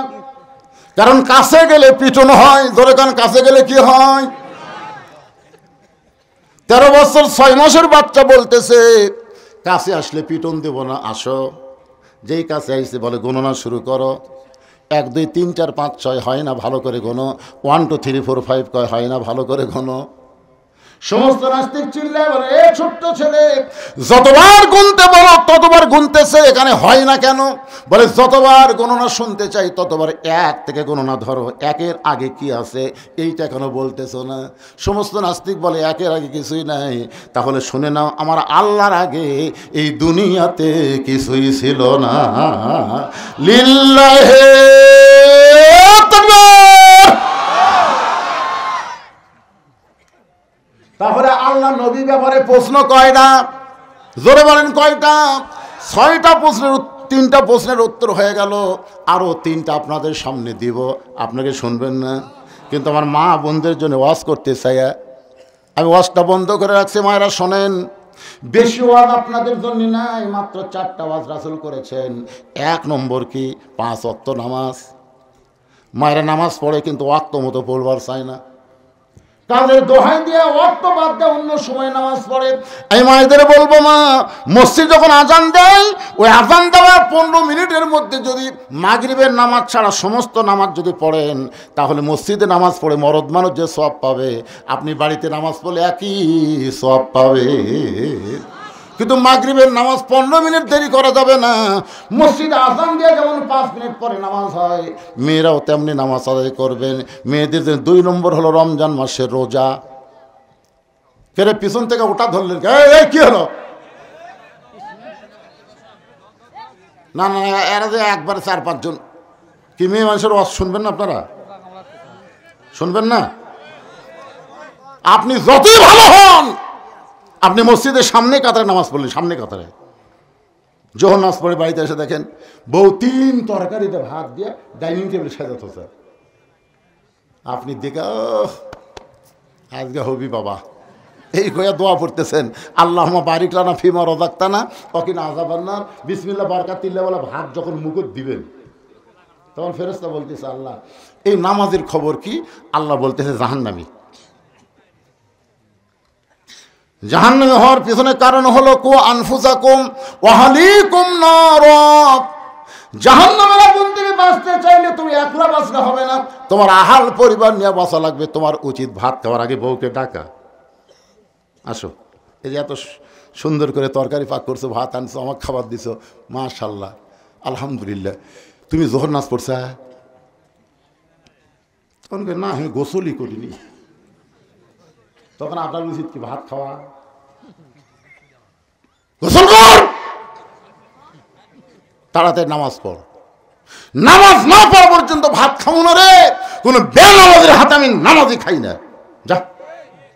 বউ দৌড়ে একে গোসল করছে, যখন নামাজ পড়ে এসে স্বামীকে যখন আবার খাবার বসে, স্বামী বলতেছে হুন্না লিবাসুল্লাকুম ও আনতুম লিবাসুল্লাহ হুন্না। একলা খামো কে? 2 জন একসাথে খাবো। স্বামী স্ত্রী 2 জন মিলে যখন খাবার শুরু করেছে, ফেরেশতা বলে আল্লাহ খবর কি? আল্লাহ বলে স্বামী স্ত্রী 2 জনই জান্নাতি। আমার মায়েরা শোনে, 1 নম্বর হলো নামাজ, 2 নম্বর হলো রমজান মাসের রোজা, 3 নম্বর হলো স্বামীর কথা মতো চলা, স্বামীর খেদমত করা, আর 4 নম্বর হলো সতীত্বের হেফাজত, পর্দা করা। রাসূল বলেছেন, রে মেয়েরা, এই 5 ওয়াক্ত নামাজ তোমাদের সব সময় পড়া লাগবে না, 24 ঘন্টার মধ্যে 5 বার নামাজ পড়লেই হবে। রমজান রোজা সারা বছর করা লাগবে না, 12 মাসে 1 মাস রোজা রাখলেই হবে। স্বামীর খেদমত সব সময় করা লাগবে না, কারণ স্বামী যখন খেদমত চাবে তখন খেদমত করবা। স্বামী খেদমত না চাইলে খবরদার যেন খেদমত করতে যাইও। স্বামী খেদমত সবসময় করা যাবে না। স্বামী যদি খেদমত চায় তাহলে খেদমত করা লাগবে। স্বামী খেদমত চাইনি, বউ খেদমত করতেছে, বুঝবেন এর মধ্যে মারেফত আছে। মারেফত কি জানেন? এই অযথা খেদমত করে আপনার বাপ মায়ের বিরুদ্ধে গল্প শুরু করবি। হ্যাঁ, নিয়ত খারাপ তো। কারেন্টের ফ্যান বন্ধ করে দিয়ে তাল পাকার বাতাস করতেছে, স্বামী কয় কে গো কারেন্ট নাই? কারেন্ট আছে। তো তারপরে কারেন্টের ফ্যান বন্ধ করে দিলে কেন? ওই ফ্যানই তো আমার সতী। ওই আপনার মাথার উপর ঘরে দেখে আমি জান্নাত পাচ্ছি না, ফ্যান বন্ধ করে দেয়, বাতাস করতেছি। কিছুক্ষণ পরে কপাল টিপতেছে, স্বামী কয় আল্লাহ আমাকে একটা বউ দিছে। 2 মিনিট পরেই কাঁদতেছে। কে গো কান্দো কেন? কান্দার কারণ হলো তোমার বুড়া বাপ আর তোমার বুড়ি মা আমার কলজা সেদা করে দিচ্ছে। তুমি জানো, তুমি যখন বাড়িতে থাকো না, এই বুড়া বুড়ি আমার সাথে কি হারা লাগে তুমি জানো? এই বুড়া বুড়ির সাথে যদি তুমি থাকবার চাও তাহলে আল্লাহর হস্তে আমাকে বাপের বাড়িতে পেটে দাও।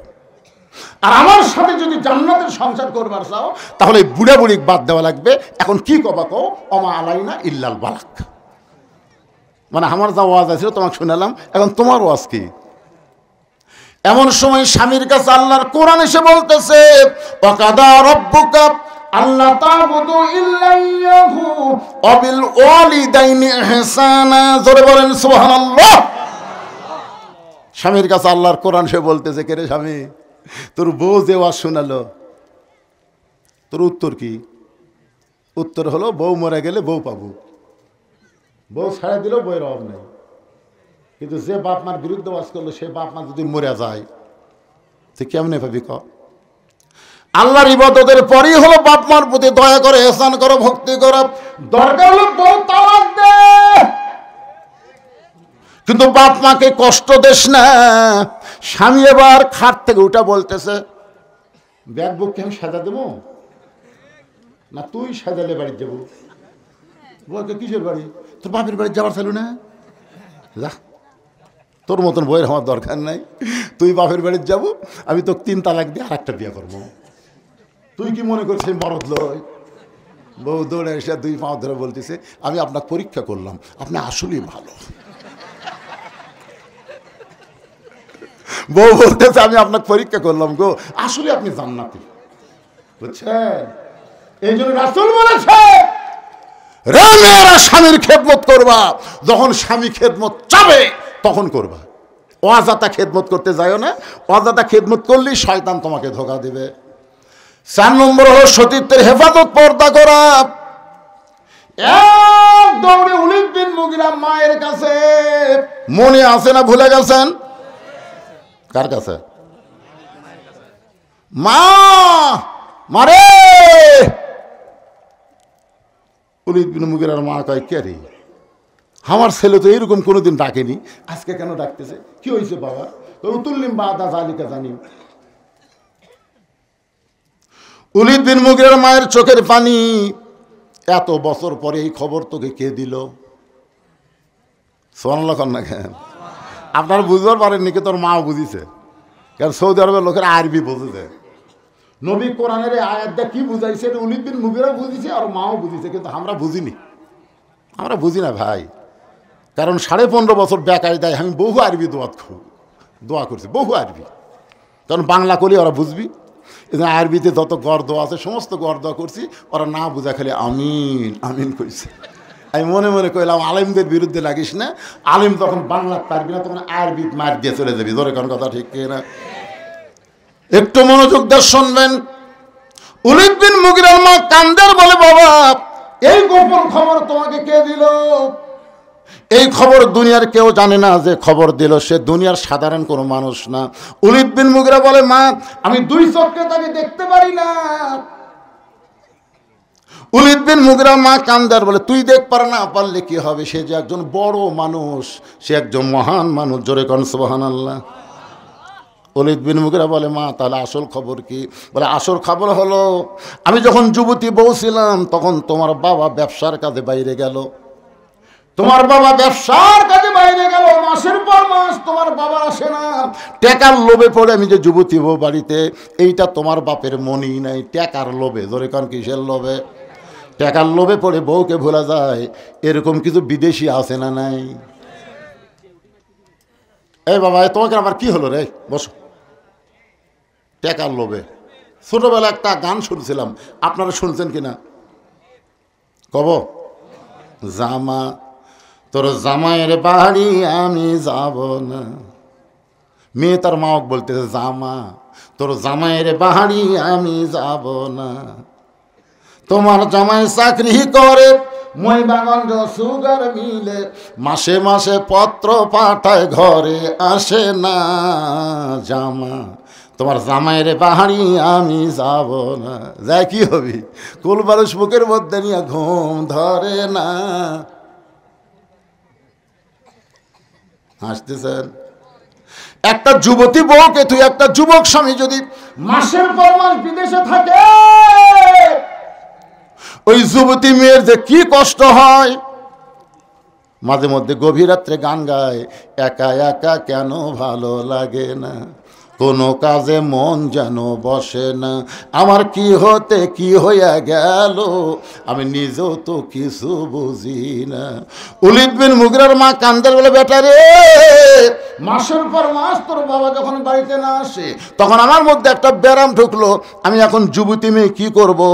তখন ঘরের ছাদের উপরে গেলাম, ছাদের উপরে গিয়ে দেখি তোর বাপের ছোট ভাই তাওয়াফ করতেছে। কি করতেছে? তাওয়াফ বোঝেন না? তাওয়াফ বোঝেন না? দেখবেন যেই বাড়িতে মরদ মানুষ নাই, যুবতী বউ আছে, ওই বাড়িতে দেওয়ার অভাব আছে। ভাবি, ও ভাবি, বাজারে যাচ্ছে, কিছু লাগবে নাকি? আচার টাচার? শোনেন মনোযোগ দিয়ে, আজকে বাংলাদেশে পরকীয়া বাড়ি ছেড়ে কমিছে। কথা বলেন না কেন? পরকীয়া বোঝেন? একজন কে না না বোঝেন না, এরা কোন তালত আছে রে? আজকে মায়েরা চিন্তা করতেছে হুজুর আজকে আসল ওয়াজ ধরছে, আসল ওয়াজ। একটু মনোযোগ দিয়ে শুনবেন। নবী আমার ঘরের মধ্যে বসা, এমন সময় উম্মাহাতুল মুমিনিন ঘরের মধ্যে ঢুকছে, সঙ্গে সঙ্গে নবী আমার দাঁড়ায় গেল, ঘরের দরজা জানলা বন্ধ করে দিল। আয়েশা থরথর করে কাঁপতেছে। রাসূল বলে, আয়েশা কাঁপো কেন? বলে, হুজুর আপনার জুতার পরশে আল্লাহর আরশ ধন্য হয়ে গেছে। সেই ঘরের মধ্যে যদি কোনো বেয়াদবি হয়, রাসূল বলে, আয়েশা, একজন নবীর জুতার পরশে আল্লাহর আরশ ধন্য হয়ে গেছে, একজন নবীর। আয়েশা বলে, হুজুর আপনি তো সেই নবী। রাসূল বলে, আয়েশা, যতক্ষণ দরজা খোলা ছিল ততক্ষণ আমি নবী ছিলাম, কিন্তু যেই দরজা বন্ধ হয়েছে আমি আর নবী নাই রে আয়েশা, আমি হলাম স্বামী আর তুমি আমার বিবি। মায়েশা দৌড়ে এসে নবীর বুকের মধ্যে মাথা ঢুকায় বলতেছে, আল্লাহ, আমার নবী শুধু বিশ্ব নবী না, আমার নবী হলেন পৃথিবীর 1 নম্বর স্বামী। নবী আস্তে করে সুবহানাল্লাহ করলেন না কেন? নবী আস্তে করে এই ডান হাতখানা মা আয়েশার পিঠের উপর একটা চাপ দিছে, এরকম চাপ দিছে। আল্লাহ কয়, জিবরাইল কোথায় রে? তাড়াতাড়ি কোরআনের আয়াতে নবীর কাছে যা। দেখেন বউকে বুকের মধ্যে না চাপ দিলে খুশি কে? যা তাড়াতাড়ি কোরআন আয়াতে নবীর কাছে যা। জিবরাইল বলে, আল্লাহ, আমি তো বহুবার আয়াতে নবীর কাছে গেলাম। এভাবে বলার কারণ কি? বলে, নবী ঘরের মধ্যে দরজা জানলা বন্ধ করে যে আমল করতেছে, এ আমল করার কারণে আমি আল্লাহর আরশ খুশি হয়ে গেছে। এখন বলেন তো, নবী দরজা জানলা বন্ধ করে কি আমল করতেছে? নামাজ পড়িচ্ছে, জিকির করতেছে, কোরআন শরীফ পড়তেছে, বউকে বুকের মধ্যে চাপে ধরিছে রে।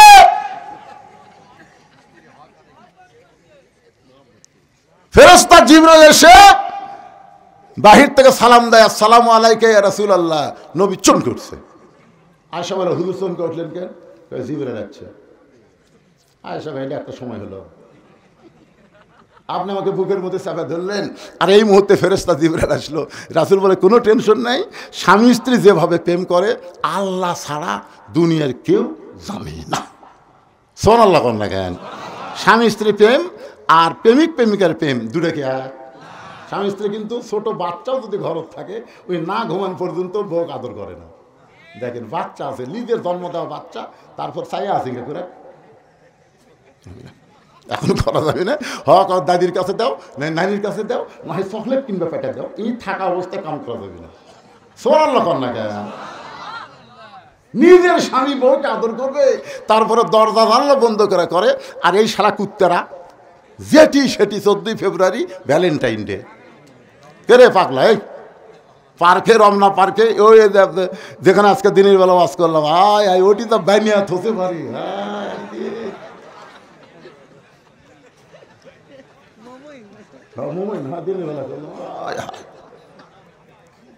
কি শোনেন, হালাল ভালোবাসার মধ্যে মানুষের শরম আছে, লজ্জা আছে, ঠিক কিনা বলেন? আর এই শালা মনে 2 কুত্তা জোড়া রাখছে কাতি মাস। জুমার দিনে মসজিদের সামনে 2 কুত্তা অকাম করছে, জুমার দিন মুসল্লি আসা দেখে যতই কয় কুত্তা আর ততই মজা পায়। আমি হলাম মসজিদের খতিব, কে কুত্তা মাসের আড়া খেরের পালা, তোরা কিছু চোখে দেখিস না, একেবারে সদর সামনে 2 কুত্তা টান আলিয়ে আমার দিকে তাকে আসে। মনে হয় আমাকে বলতে, হুজুর খালি আমরাই রাস্তার কাম করি, আর কেউ করে না। 2 কুত্তা আমাকে বুঝাই দিল 14ই ফেব্রুয়ারি ভ্যালেন্টাইন ডে, ওটা বিশ্ব ভালোবাসা না, এটা হলো বিশ্ব কাতিমাসা কুত্তা দিবস। জোরে কর কথা, ঠিক না? আমি যেই বলবো 14ই ফেব্রুয়ারি, আপনারা বলবেন কুত্তা দিবস। জোরে বলেন কি দিবস? 14ই ফেব্রুয়ারি। আরো জোরে। এবার একটু একটা শব্দ বেশি করে বলবেন, কাতিমাসা কুত্তা দিবস। বলতে পারবেন না ভাইজান? একটু মনোযোগ দিয়ে শুনবেন আমার মায়েরা, যারা পর্দার অন্তরে আছেন শোনেন। মেয়েদের 1 নম্বর আমল 4টার মধ্যে হলো পর্দা। সেই পর্দাকে নিয়ে কথা বলতেছি। মায়ের কাছে মা বলতেছে, বেটারে ছাদের উপরে উঠে দেখি তোর বাপের ছোট ভাই বাড়ি তোয়াফ করতেছে। এখন যদি দেওরা কি, এখন তো দেওরা নিয়ে রংপুরের বহু ভাবায় আছে। বাড়ির পাশে বেতের আড়া হাল দুইরাইছে, ছোট দেওরা রে। স্বামী আমার যেমন তেমন, দেওরা হলো কলজার মতন। মায়েরা, পুরুষ জাতির মধ্যে 2 দলকে কাল সাপের মতন ভয় করবা। একটা হলো দেওরা আর একটা হলো দুলা ভাই। এই দুইটা মেয়েদের সবচাইতে বড় সর্বনাশ করে। জোরে কথা কর না কেন? একটা হলো দেওরা আর একটার নাম কি? দুলা ভাই। হ্যাঁ, পুরুষ জাতের মধ্যে 2টা কাল সাপের মতন সুবল মারবে। মায়েরা একটু মনোযোগ দিয়ে শুনবেন, এদেরকে থেকে একটু দূরে থাকবেন, এরা যেন কোনো কর্মেই আপনাদের ক্ষতি করবার না পারে। আর যারা মেয়ের বাবা এখানে আছেন, আমিও 3টা মেয়ের বাপ, মেয়ের বাবা যারা আছেন তাদের পাঁও থাকতে বলি, একটা মেয়েকে বিয়া দিয়েছেন আর একটা যুবতী হয়েছে, ওই মেয়েকে দুলা ভাইয়ের সাথে ঘেঁষতে দিবেন না।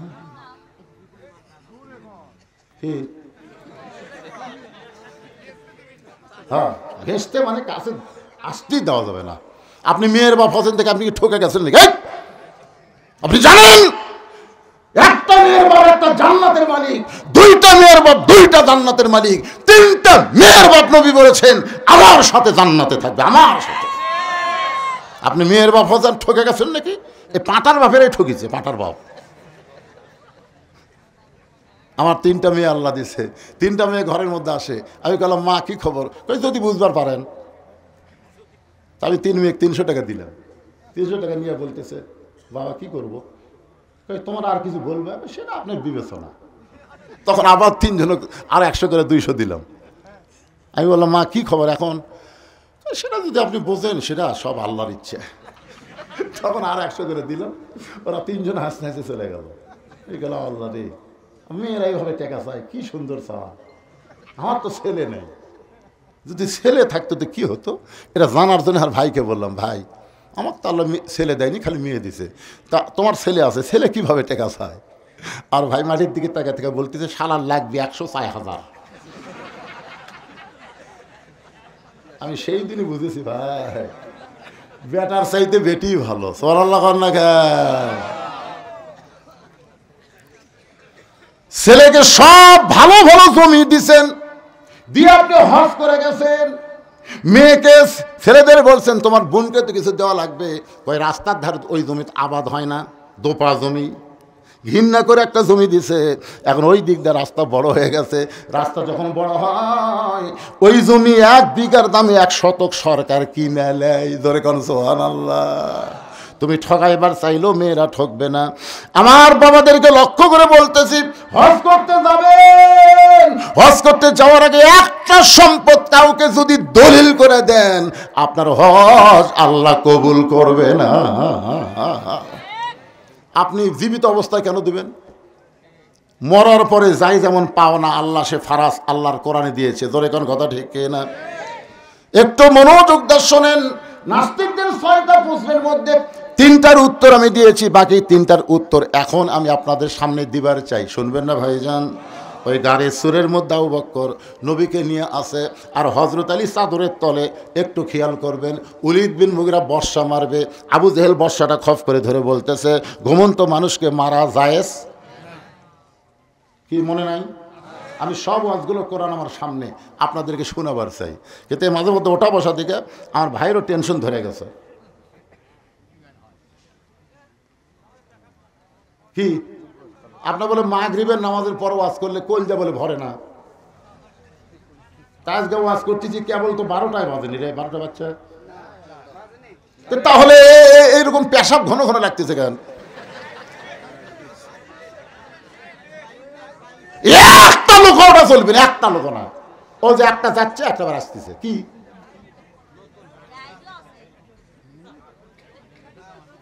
আপনারা বলেন পেশাব লাগতেছে?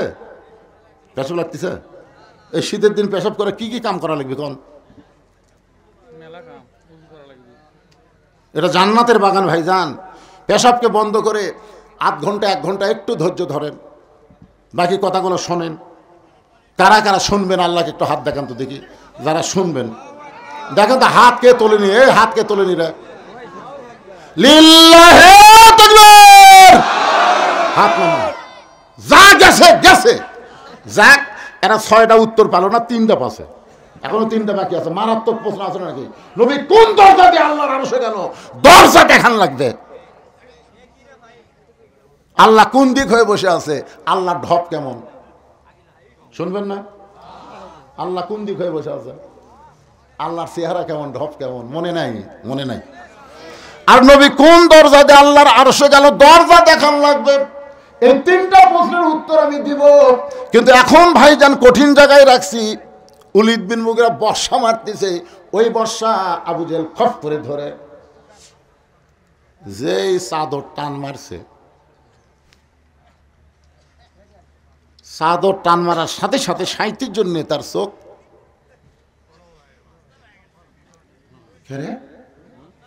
কি কি কি কি পড়া দিছিস? আমরা দেখছি সবসময় সুতাই তো আছে, পরিবর্তন কেমনে হলো? আরে আমরা মাঝে মাঝে দেখছি কি করতেছে, ঘরের মধ্যে লাখ টাকা ঘুম পাড়তেছে। আরে কি ভাই পরিবর্তন? আলী যত রাগ সব আলীর উপর। এ নবী কোন দিকটা পড়ালো রে? আলী মুচকি মুচকি হাসতেছে। 2 কারণে হাসি।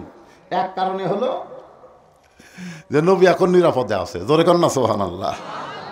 আর একটা কারণ হলো তোরা 37 জন কি পড়া দিল? হযরত আলী 2 কারণে মুচকি মুচকি হাসতেছে। আবু জেহেল বলতেছে আলী কোন দিকটা পলায়ে গেল? আলী বলতেছে আমি ঘুমের মধ্যে ছিলাম, তোমরাই তো চেতন ছিলে। তাহলে কোন দিক দিয়ে গেল সেইটা তোমরা না ধরে ঘুমের মানুষকে জিজ্ঞাসা করো। এমন কথা যেই বলেছে হযরত আলী, আবু জেহেলের মুকুট পড়ছে ছাই। উত্তর দেওয়ার কোনো বুদ্ধি নাই।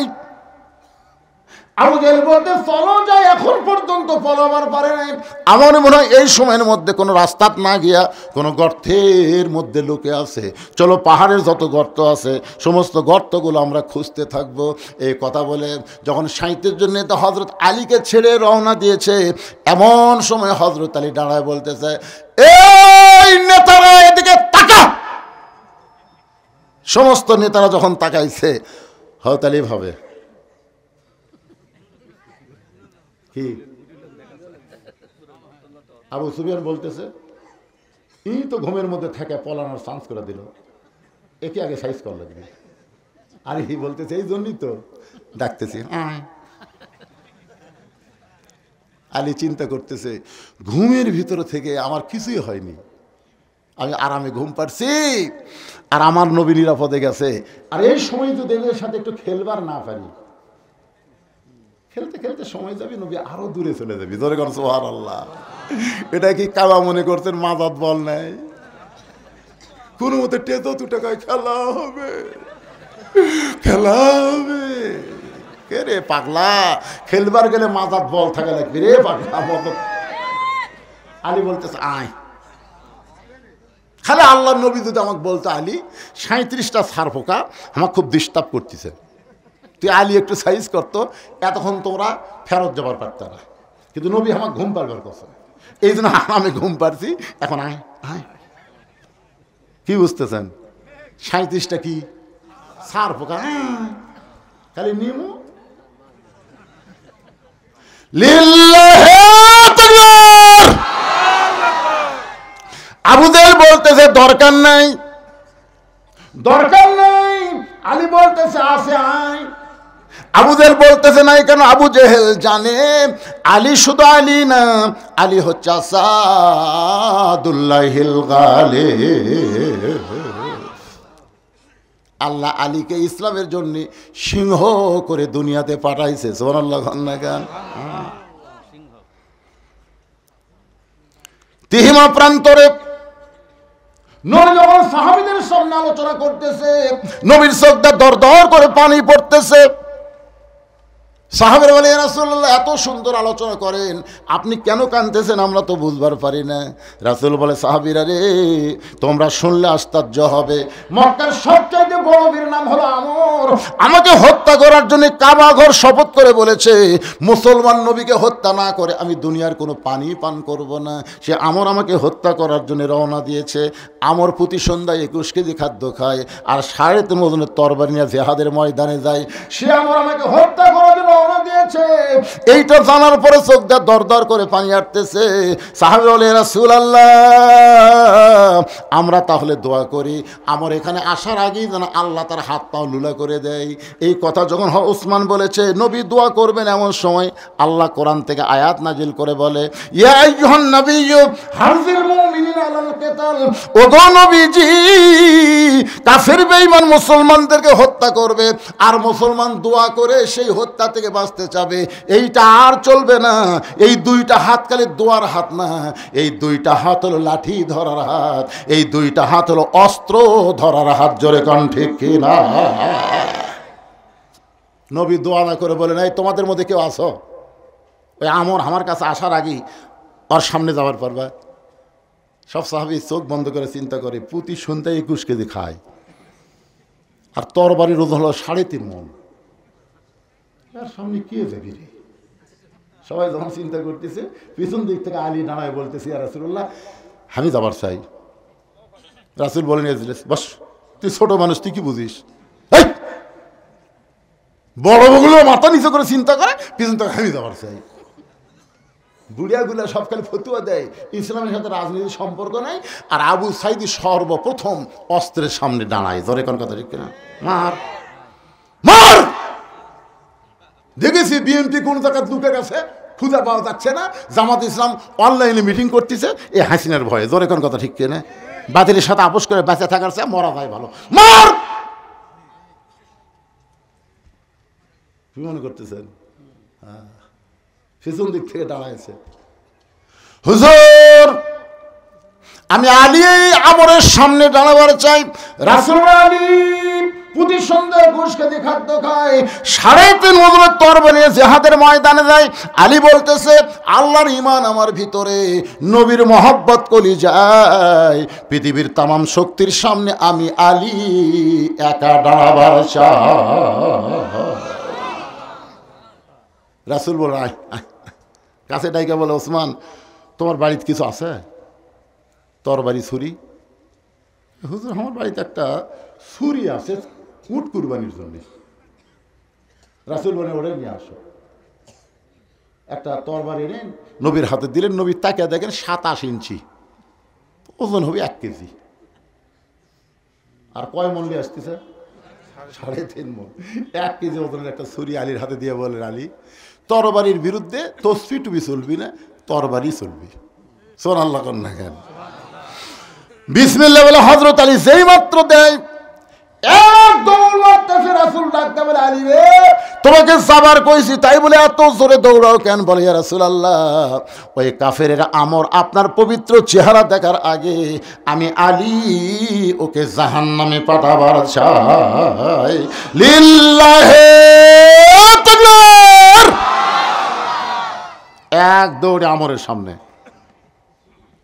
পিছনে হাজার কয়েক কাফেররা মিছিল করতেছে, মুসলমানের নবীকে কেউ বাঁচাবার পারবে না, মুসলমানের নবীকে কেউ বাঁচাবার পারবে না। সবাই যখন মিছিল করতেছে, হাতির মতন আমর খালি সামনে হাঁটতেছে। কিন্তু আলী একবারে মিডল পয়েন্ট, একে বুক বরাবর খাড়া হয়ে গেছে। আমর থেকে দেখে এই কোমর বরাবর হচ্ছে। কে রে বেটে, তোর বাপ নাই, তোর কেউ নেই দুনিয়ায়? এই বীরের সামনে এই চাকু দিয়া তো কে পাঠাচ্ছে রে? চাকু যেটাতে গরু জব করে তার নাম হলো ছুরি, আর যেটাতে চামড়া ছেলে তার নাম কি? এই বীরের সামনে তোরে চাকু দিয়ে কে পাঠাইলো? সঙ্গে সঙ্গে হযরত আলী আল্লাহর কোরআন থেকে একটা আয়াত তেলাওয়াত করে ওই চাকুর আগায় ফোঁক দিয়া আমরের সামনে একটা টান মারছে মাটির উপরে। টান মাইরা বলতেছে, রে কাফেরের পাটা, তুই কত বড় বাপের বেটা, আল্লাহর নবী তো হত্যা করা দূরের কথা, এই দাগটা ডাঙ্গাইয়া এক ধাপ সামনে যা। তুই কত বড় বাপের বেটা, আল্লাহ নবীকে হত্যা করার জন্য রওনা দিয়েছিস, খালি এই দাগটা পার হয়ে গেলে এক ধাপ। এইটাকে বলা হয় হায়দারি হাঁক। জোরে কোন কি হাঁক? ভারত আমাকে ভয় দেখায়, আমরা বলবো হ্যাঁ, 3 হাতে একটা লাঠি আর কোমরের মধ্যে খুর। লাঠি দিয়ে পাড়া ধর্ম, খুর দিয়া গোড়া কাটবো না রে, আগা কাটা খালি পোলটা দেবো রে, খালি পোলটা দেবো। খাতনায় মুসলমান হয়ে কলমা পড়বি। জোরে কর কথা ঠিক না? কি ভয় করতেছে? দেখেন দেখেন মুসলমান, দেখেন একটা দাগ দিয়ে বলতেছে কত বড় বাপের, দাগ পার খালি এমন কথা বলেছে, আমার খালি থর থর করে কাঁপতেছে। এই কথা আলী বলে নাই, ইমানের বলে বলিয়ান হয়ে মুসলমানের জবান দিয়ে আল্লাহ বলাইছে। তোর কোন কথা ঠিক কিনা? খালি পার হ, খালি পার হ। সমস্ত কাফেররা বলতেছে মারেন মারেন। একটা পুচকা আপনার সামনে কি কথা বলে, আপনি কেন দাঁড়িয়ে আছেন? মারেন মারেন। আমর যখন তরবারিটা ঘাট থেকে নামায়া আলীকে মারতে চাই, ইত্তাকু ফিরাসাতাল মুমিনিনা ফাইন্নাহু ইয়ানজুরু বিনুরিল্লাহ। আলী তখন তাকায় দেখে ওইটা তরবারি না, ওইটা আল্লাহ কাঠের তক্তা বানায়া দিছে।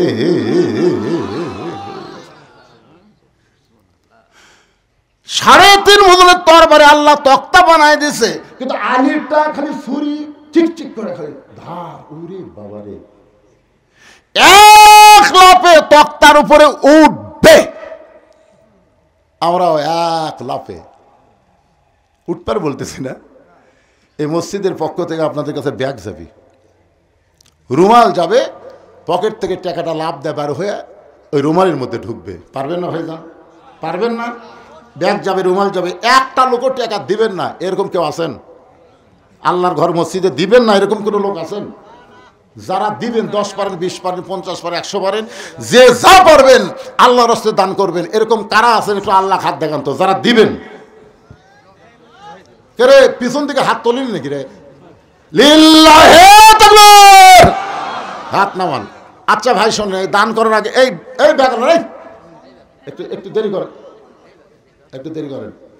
আচ্ছা, দান বাক্স মসজিদে জুমার দিন আপনাকে সামনে দিয়ে যায়? যায়। পকেটত কিন্তু আপনি খেয়াল করেন, 500 টাকার লোট আছে, 200 টাকার লোট আছে, 100 টাকার লোট আছে রে, কিন্তু 10 টাকা নাই। 10 টাকা যেই নাই, শয়তান কি কয়? যেই ঠেলা মারছে শয়তান কয় আমি বিজয় হলাম রে, তোর টাকা থেকে কাম হলো না রে, তুই জান্নাতও যার পারলি না। আপনারা বলেন তো, আল্লাহ বলেছে লান তানালুল বিররা হাত্তা তুনফিকু মিম্মা তুহিব্বুন। তোমার পকেটে যেইটা সবচাইতে বড় নোট, ওইটা আমি আল্লাহর পছন্দ। নাস্তিক বলে অবশ্যই দেখবার চাই, তাহলে আয়, কারণ দরজা দেখবার গেলে আমার কাছে আসা লাগবে। বলে এর আগে একজন আল্লাহ দেখবার চাই, কাছে গেছিল, তুমি জিহারে মারছে। 13 বছরের বাচ্চা বলতেছে আর মার হবে না, আয় কাছে আয়। একজন নাস্তিক সাহস করে যেই কাছে আইছে, পকেট থেকে একটা ডিম বের করে ওই নাস্তিকের কানের কাছে নিয়ে গেছে। নাস্তিককে জিজ্ঞাসা করে দেখ তো ডিমের মধ্যে কি শোনা যায়, বলে একটা বাচ্চা চিঁচু করে শোনা যায়, 19 দিন পরে বাচ্চা হয়, 18 দিনের মাথায় এরকম ডিম নিয়ে যে ওই নাস্তিকের কানের মধ্যে ধরে বলতেছে কি শোনা যায়, বলে ডিমের মধ্যে বাচ্চা আছে, কই নাই। নাস্তিক বলতেছে আছে, 13 বছরের বাচ্চা বলতেছে নাই, নাস্তিক বলতেছে আছে, যতবার বলে আছে কই নাই। এই ছেলে আছে তো ডিমের মধ্যে বাচ্চা কোন দিক দিয়ে ঢুকলো? তুমি বলতেছো ডিমের মধ্যে বাচ্চার চিঁচু শব্দ শোনা যায়, তাহলে বাচ্চাটা কোন দিক দিয়ে ঢুকলো? নাস্তিক বলতেছে ঢুকলো কোন দিক দিয়ে জানি না, তবে বাচ্চা আছে এটা মানি। 13 বছরের বাচ্চা বলে পাগল, একটা মুরগির ডিমের মধ্যে বাচ্চা ঢুকতে দরজা লাগে না। নবী আল্লাহর আরশে যাবে, নাস্তিকরা দরজা খোঁজে কিন্তু মুসলমান দরজা খোঁজে না। লিল্লাহু আকবার। এ নাস্তিকেরা, তোমরা প্রশ্ন করেছো আল্লাহ কোন দিক হয়ে বসে আছে? আল্লাহর ঢপটা কেমন যদি জানতে চাও তাহলে আসো। যে কাছে আইছে তখন একটা বাতি ধরায় বলতেছে, বলো তো এই বাতির আলো কোন দিক হয়ে আছে? এই বাতির আলো কোন দিকে যায়? বলে বাতির আলো সর্বদিকে যায়। সঙ্গে সঙ্গে ছেলেটা কোরআন থেকে একটা আয়াত তেলাওয়াত করলেন, আল্লাহু নূরুস সামাওয়াতি ওয়াল আরদ। আল্লাহ হচ্ছেন আসমান জমিনের আলো। আল্লাহর ঢপটা কেমন? আল্লাহ হচ্ছেন আসমান জমিনের আলো। এক বাতি দিয়ে 2টা প্রশ্নের উত্তর হয়ে গেল। জোরে বলেন সুবহানাল্লাহ। এখন বাজান রে, হযরত আলী যেই মাত্র তক্তা দেখতে পাইছে, আপনারা বলেন তরবারি যদি তক্তা দেখতে পায় তার অন্তরে আর কোনো ভয় থাকে? আল্লাহর নাম নিয়ে লাভ দিয়ে ওঠে, তক্তার উপরে দাঁড়াইয়া ওই 27 ইঞ্চি তরবারি বিসমিল্লাহ বলে যেই মাত্র ঘাড়ে ঠেকাইছে, সঙ্গে সঙ্গে দেহ একদিকে মাথা একদিকে পড়ে যায়। আল্লাহর নবী এসে বলতেছে, আলী আলী রে খবর কি? আলী বলতেছি, ইয়া রাসূলুল্লাহ আমি মারি নাই। হুজুর আল্লাহ শপথ করে বলতেছে আমি মারি নাই, খালি ঘাড় ঠেকাছি। রাসূল এভাবে আঙ্গুল তুলে বলে চুপ চুপ, খালি আমি শুনছি, এখন কেউ শোনে নাই, এই কথার কাউরে কোষ না। না হুজুর কেন? এই চুপ, তুই মারিস নি, কথা কয় যাবি না। না হুজুর আমি তো মারিনি, খালি বিসমিল্লাহ করে ঠেকাছি, ঠেকাতেই 2 টুকরা হয়ে গেল। আল্লাহ রাসূল বলেন আজকে বলবো না, একদিন তোকে বলবো, যা। কামুজ দুর্গের দরজা হ্যাঁচকা টান মারছে, যে দরজা খুলতে 100 জন লোক লাগে, লাগাতেও 100 জন লোক লাগে, জোরে কোন সুবহানাল্লাহ। সেই দরজা হ্যাঁচকা টান মারছে, দরজা খুলে হাতের উপর আইছে। কাফেরা দেখে কে মানুষ নাকি রে, দরজা ঢাল বানাতে, ঢাল ঢাল দেখে সমস্ত কাফের যুদ্ধের ময়দান ছেড়ে দৌড়। সমস্ত কাফের যখন দৌড়াই, সাহাবেরা নবীর কাছে এসে বলে, ইয়া রাসূলুল্লাহ আজকে আলীর কারণে আমরা যুদ্ধে জয়লাভ করলাম। আলী দেখতেছে সবাই যখন দৌড় মারছে, কি করবে, দরজাতে মারছে, 80 গজ দূরে গিয়ে পড়ছে। হুজুর আলীর কারণে আজকে মুসলমানের বিজয় হলো। নবীর চোখ দিয়ে দর দর করে পানি পড়তেছে, কারণ কোনো মানুষের কারণে বিজয় হয় না, ছাত্র জনতার কারণে বাংলার বিজয় হয়নি, বিজয় দিয়েছে আমার আল্লাহ। ইজা জা আনাসরুল্লাহি ওয়াল ফাত وَرَأَيْتَ النَّاسَ يَدْخُلُونَ فِي دِينِ اللَّهِ أَفْوَاجًا فَسَبِّحْ بِحَمْدِ رَبِّكَ وَاسْتَغْفِرْ إِنَّهُ كَانَ تَوَّابًا। কেউ যদি বলে ছাত্র জনতার জীবন দেওয়ার কারণে বিজয় হয়েছে, এ বলা ভুল। কি মনে করতেছে? প্রত্যেকটা বিজয় আসে সাহায্যকার, জোরে বলেন। কিছুক্ষণ পরে হযরত আলী নবীর সামনে, নবী বলেন আলী খবর কি? হুজুর এতক্ষণ খবর পাননি? কি খবর? এক টান মারছি হুজুর, দরজা খুলে হাতত যাচ্ছে, ভয় সব দৌড়। ওরা দৌড়ে গেলে দরজা কি করবো, হাতত লে মারছি, 80 গজ দূরে গিয়ে পড়ছে। রাসূল বলে আলী সত্যি? বিশ্বাস যদি না হয় চলেন চলেন দেখাচ্ছি। আল্লাহ নবী আলীর সাথে সাথে যায়, দরজা কোথায়, ওই যে দিকে যা। হযরত আলী দরজার কাছে যায়, শরীরের সমস্ত শক্তি দিয়ে দরজা উঠাবার চায় কিন্তু নিজেই নড়ে, দরজা নড়ে না। আল্লাহ বলে, আলী রে খবর কি? হুজুর হ্যাঁচকা টান মারলাম, ঢাল হলো, ফেলে দিলাম, 80 গজ দূরে পড়লো, এখন আমি লড়ি, দরজা লড়ে না। আল্লাহ রাসূল কয়, আলী তোমাকে বলেছিলাম না, চুপ চুপ, তুমি মারোনি, এ কথা আমার কাছে বলছিলাম, আমি বলছি চুপ, এ কথা কাউরি কই না। আজকে গুমুর ফাঁস হয়ে গেল। আলী, আল্লাহর রাস্তায় কেউ যখন বাতিলের বিরুদ্ধে লড়াই করে সে তখন একলা থাকে না আলী, তার সঙ্গে আমার আল্লাহ থাকে। তখন তুমি যখন আমরের সামনে লড়াই করেছো তখন তুমি একলা ছিলে না, তোমার সঙ্গে আল্লাহ ছিল। তরবারিকে আল্লাহ তক্তা বানিয়ে দিছে, আর ওই 27 ইঞ্চি তরবারি তোর ঘাড়ত লাগাতা, বাদ বাকি কাম আল্লাহ করছে। আজকে যখন তুমি দরজা হাঁসকা টান দিলে তখন তুমি আল্লাহর জন্য যুদ্ধ করতেছিলে, এজন্য তোমার হাত একলা ছিল না, আল্লাহর পাওয়ার ছিল তোমার হাতে। দরজা যখন ফেলে দিয়েছ তখন তোমার একলা হাত ছিল না, আল্লাহর শক্তি ছিল বলে 80 গজ দূরে গিয়ে পড়ছে। কিন্তু এখন আলী তুমি যে একলা হয়ে গেছো, তোমার সাথে তো আল্লাহ নাই। ভারত বলেন, আমেরিকা বলেন, আর যাই বলেন, মুসলমানের বিরুদ্ধে যখন লাগবে মুসলমান একলা লড়বে না, মুসলমানের সাথে আমার আল্লাহ থাকবে। ধরে কোন ঠিক কিনা ভাইজান? মুসলমান কোনো পরোয়া করবে না, সামনে যাবে, পিছনে যাবে, যেখানে যাবে সব জায়গায় তাদের সাথে কে থাকবে? অহুয়া মাকুম আইনামা কুনতুম। 4টা বিষয় নিয়ে কথা বলতেছিলাম।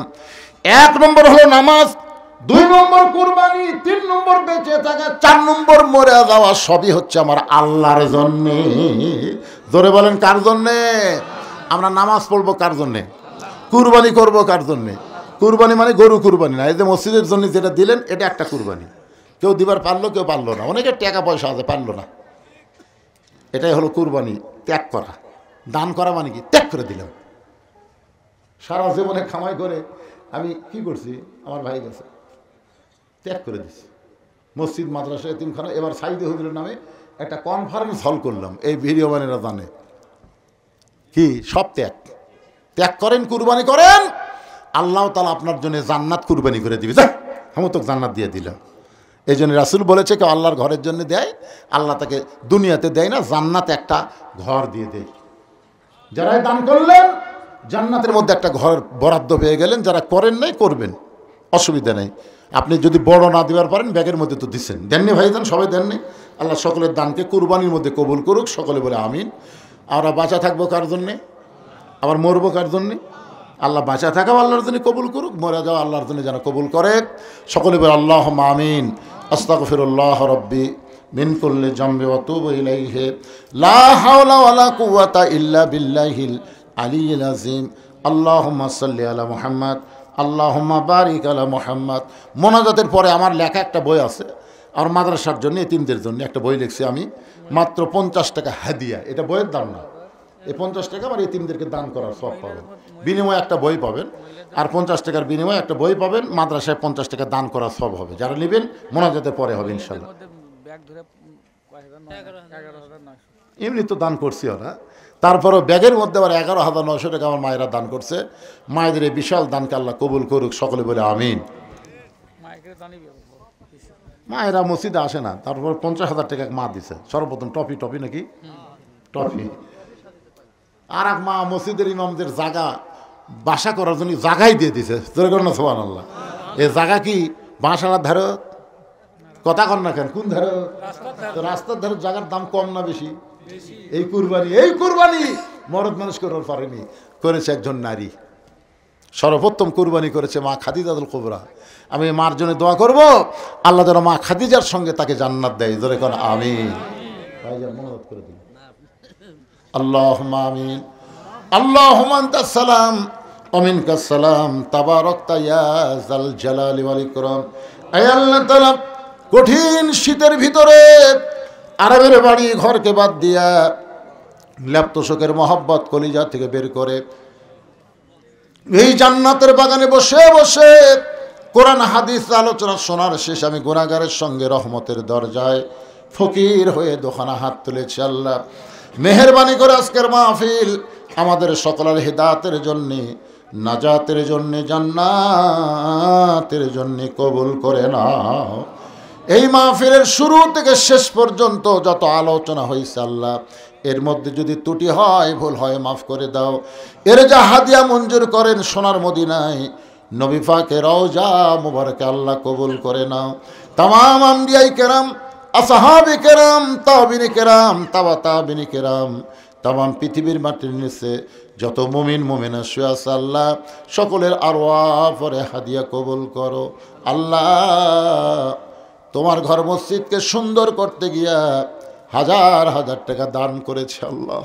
তোমার ঘর মসজিদকে ভালোবেসে আজকে নগদে বাকিতে এমনকি গামছা রুমালের মধ্যেও যারা দান করলো আল্লাহ, সব দানগুলোকে জান্নাতের বিনিময় হিসাবে কবুল করে নাও। আল্লাহ, আমার মা বোনেরা মসজিদে নামাজ পড়তে পারবে না, তারপরে মসজিদকে বিশ্বাস করে ভালোবেসে দান করলো। আমার মায়েদের দানকে কবুল করে মা খাদিজার সঙ্গে তাদের জান্নাত দিও। আমরা যারা হাত তুলেছি, আমাদের মধ্যে জনম দখনি মা যাদের কবরে চলে গেছে আল্লাহ, মসজিদের যিনি সভাপতি ছিলেন তিনিও দুনিয়া থেকে বিদায় হয়ে গেছে। আল্লাহ গো, আমাদের আপনজন যাদের কবরে গেছে কবরগুলোকে জান্নাতের টুকরা বানিয়ে দাও। এই আল্লাহ, তারা আমাদের দাদা দাদি, নানা নানি, আত্মীয় স্বজন, শ্বশুর শাশুড়ি যাদের কবরে গেছে কবরবাসীদের মাফ করে দাও।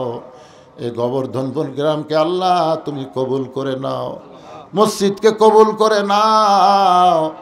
এই গ্রামের সমস্ত যুবকদেরকে 5 ওয়াক্ত নামাজ মসজিদে জামাতের সঙ্গে আদায় করার তৌফিক দাও। আল্লাহ, আমার মা বোনদেরকে আবিদা সালিয়া পদ্মানিজি কবুল করে মা ফাতেমার চরিত্র দিও। আমি অসুস্থ, আমার মতো যারা অসুস্থ হাত তুলেছে আল্লাহ, সবাইকে সুস্থতার নিয়ামত দান করো। এই মসজিদ কমিটির সভাপতি, মসজিদ কমিটির সহসভাপতি, মসজিদ কমিটির সেক্রেটারি, সহ সেক্রেটারি, কেশিয়ার সদস্য, ইমাম, মুয়াজ্জিন, খতিব, মুসল্লি, আল্লাহ সকলকে জান্নাতি কবুল করো। আজকের মাহফিলের সম্মানিত সভাপতিকে আল্লাহ তুমি কবুল করো। প্রধান অতিথি, বিশেষ অতিথিবৃন্দ যারা সুধীজন আল্লাহ সকলকে তুমি কবুল করো। আমার সামনে বসে আমিন আমিন হাত তুলে যারা করতেছে আল্লাহ তাদের সকলকে তুমি মাফ করে দাও। কত মানুষের জানাজার নামাজ আমরা পড়েছি, এই 2 হাত দিয়ে কত কবরে আমরা মাটি দিয়েছি। একদিন আমরা সবাই মরে যাব, যেদিন আমাদের মৃত্যু হবে দিনটা যেন জুমার দিন হয়, মাসটা যেন রমজান মাস হয়। ইমানের সাথে ইজ্জতের সাথে দুনিয়া থেকে বিদায় নেওয়ার কালে আমাদের জবানে জারি করে দিও লা ইলাহা ইল্লাল্লাহু মুহাম্মাদুর রাসূলুল্লাহ।